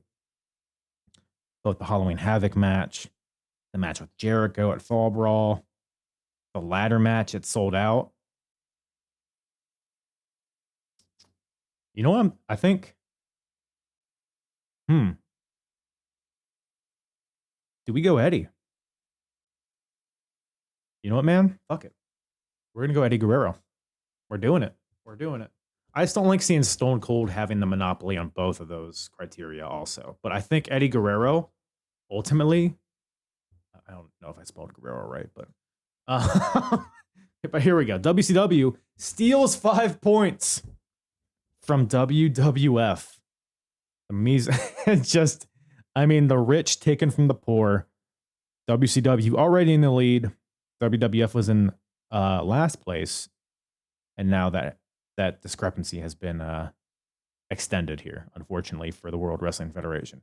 Eddie Guerrero takes over Wrestler of the Year. We will leave Stone Cold as the character / storyline of the year, though. Best segment of the year. We're tracking Jerry Lawler's debut at WrestlePalooza, the ECW event earlier in the year. Any segments since then? Nothing really that jumps out to me. I feel like we're gonna leave it here as Jerry Lawler. WCW, there's some Sting bullshit. There's some, nothing really. I mean, there's been some good stuff with Stone Cold, but nothing that I would mark as like the best of the year. Unless I'm forgetting again. If I'm forgetting anything, guys, if I'm overlooking anything, if you disagree with anything, sound off in the comments, whether it's on YouTube, Spotify, what have you. Join the Discord, let me know. But I think we're going to leave it as WrestlePalooza here for a segment of the year. So ECW keeps those 5 points. Worst. So now we move on to the worst of the year. Worst match of the year. We are tracking the WWF Bad Blood Flag match as the worst. Anything on this show rival that in terms of not being good? I don't think so. No, not even close. So WWF keeps those -3 points. Worst wrestler of the year. We are tracking Prince Iaukea. Again, I say it every time. We haven't seen the Prince in a while. So ultimately, like at some point, it's like, yeah, what you did was shitty, but it wasn't that impactful. So was it the shittiest? I don't know.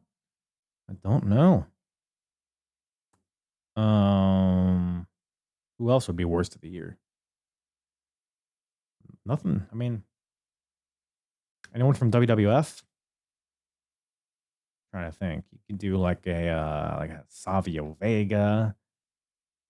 You could do like the Truth Commission. Man.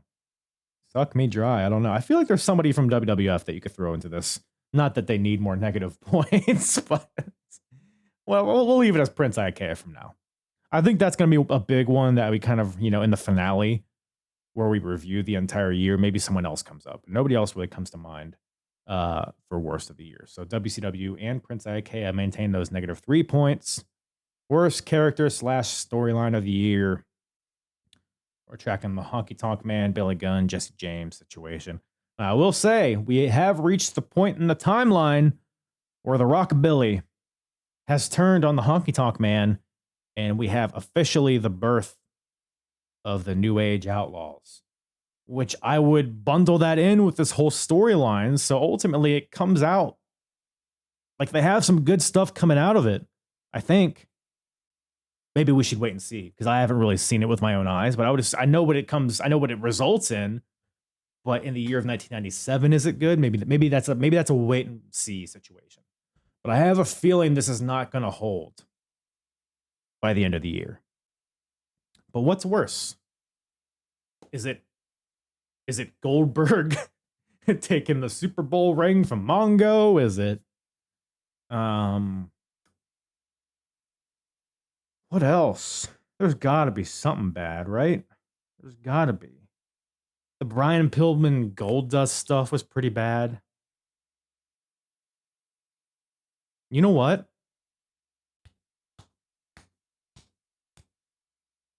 I think we might have to go with that, actually. Now that I think about it, we haven't really talked about it too much on the pod.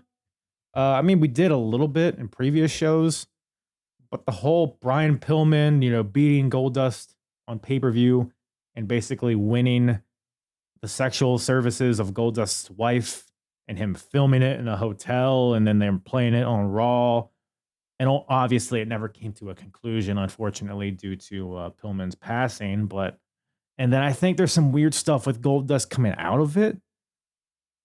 So maybe it's just like a Goldust situation. But, we're going to do the Pillman. What do we call it? Pillman Cucks Goldust. I think is what it's still WWF, so it doesn't change the score. But I feel like just for I don't know, just for accuracy, I think we got to capitalize Cucks. Hold on 1 second. Pillman Cucks Goldust, worst of the year. I think is what we're gonna have it as. Worst segment of the year, Miss NWO from WCW Sold Out. Yeah, we're gonna leave it there. So, right? We already talked about the Melanie Pillman interview, and I kind of went through that and how I feel like it wasn't ultimately as bad. It was bad, but not maybe as bad as I remember. So, all right. So, new score here, everybody. WCW pulling away with it, maintaining the lead, extending the lead. They sit at 34 points. ECW stays at 20. WWF moves back to 4 points. My goodness, we're getting towards the end there, ladies and gentlemen. We have what? 1, 2, 3, 4, 5 more shows. And all of the TV included, obviously. Look, we got Survivor Series 97 coming up soon. That's going to be a wacky one. Both just talking about the show and the effect on the scoreboard. I feel like that's going to be a pretty explosive one. World War III from WCW. We got November to Remember, which is like ECW's big show of the year. So maybe that's going to have a lot to think about. Or it's going to give us a lot to think about. We got In Your House DX. And we got Starrcade 97, which obviously it's WCW's biggest show of the year. So we got, so between Survivor Series, November to Remember, and Starrcade, we got maybe the 3 most pivotal shows for each promotion of the year coming up. So a lot to get into with the podcast. Also a lot of effect, I would assume, on this scoreboard. And then we will have the finale, of course, after that. But more to follow on that situation. But until then, I think that's about all Daddy has for you guys today. Appreciate everybody tuning in. Once again, we'll be off next week, but we will be coming back strong in 2026. I think it's actually the first. No, it's wait a minute. It might be 2 weeks we're off. I don't know. We'll figure it out. Or maybe New Year's Eve we come back. I don't know. Stay tuned. Keep abreast. Follow me on the socials. X is the main one where you'll be updated. But at least next week we'll be off. And but we'll come back strong in 2026 regardless. But until then, I'll bid you adieu. Mwah. Big smooches all over that face of yours. Mwah. Mwah.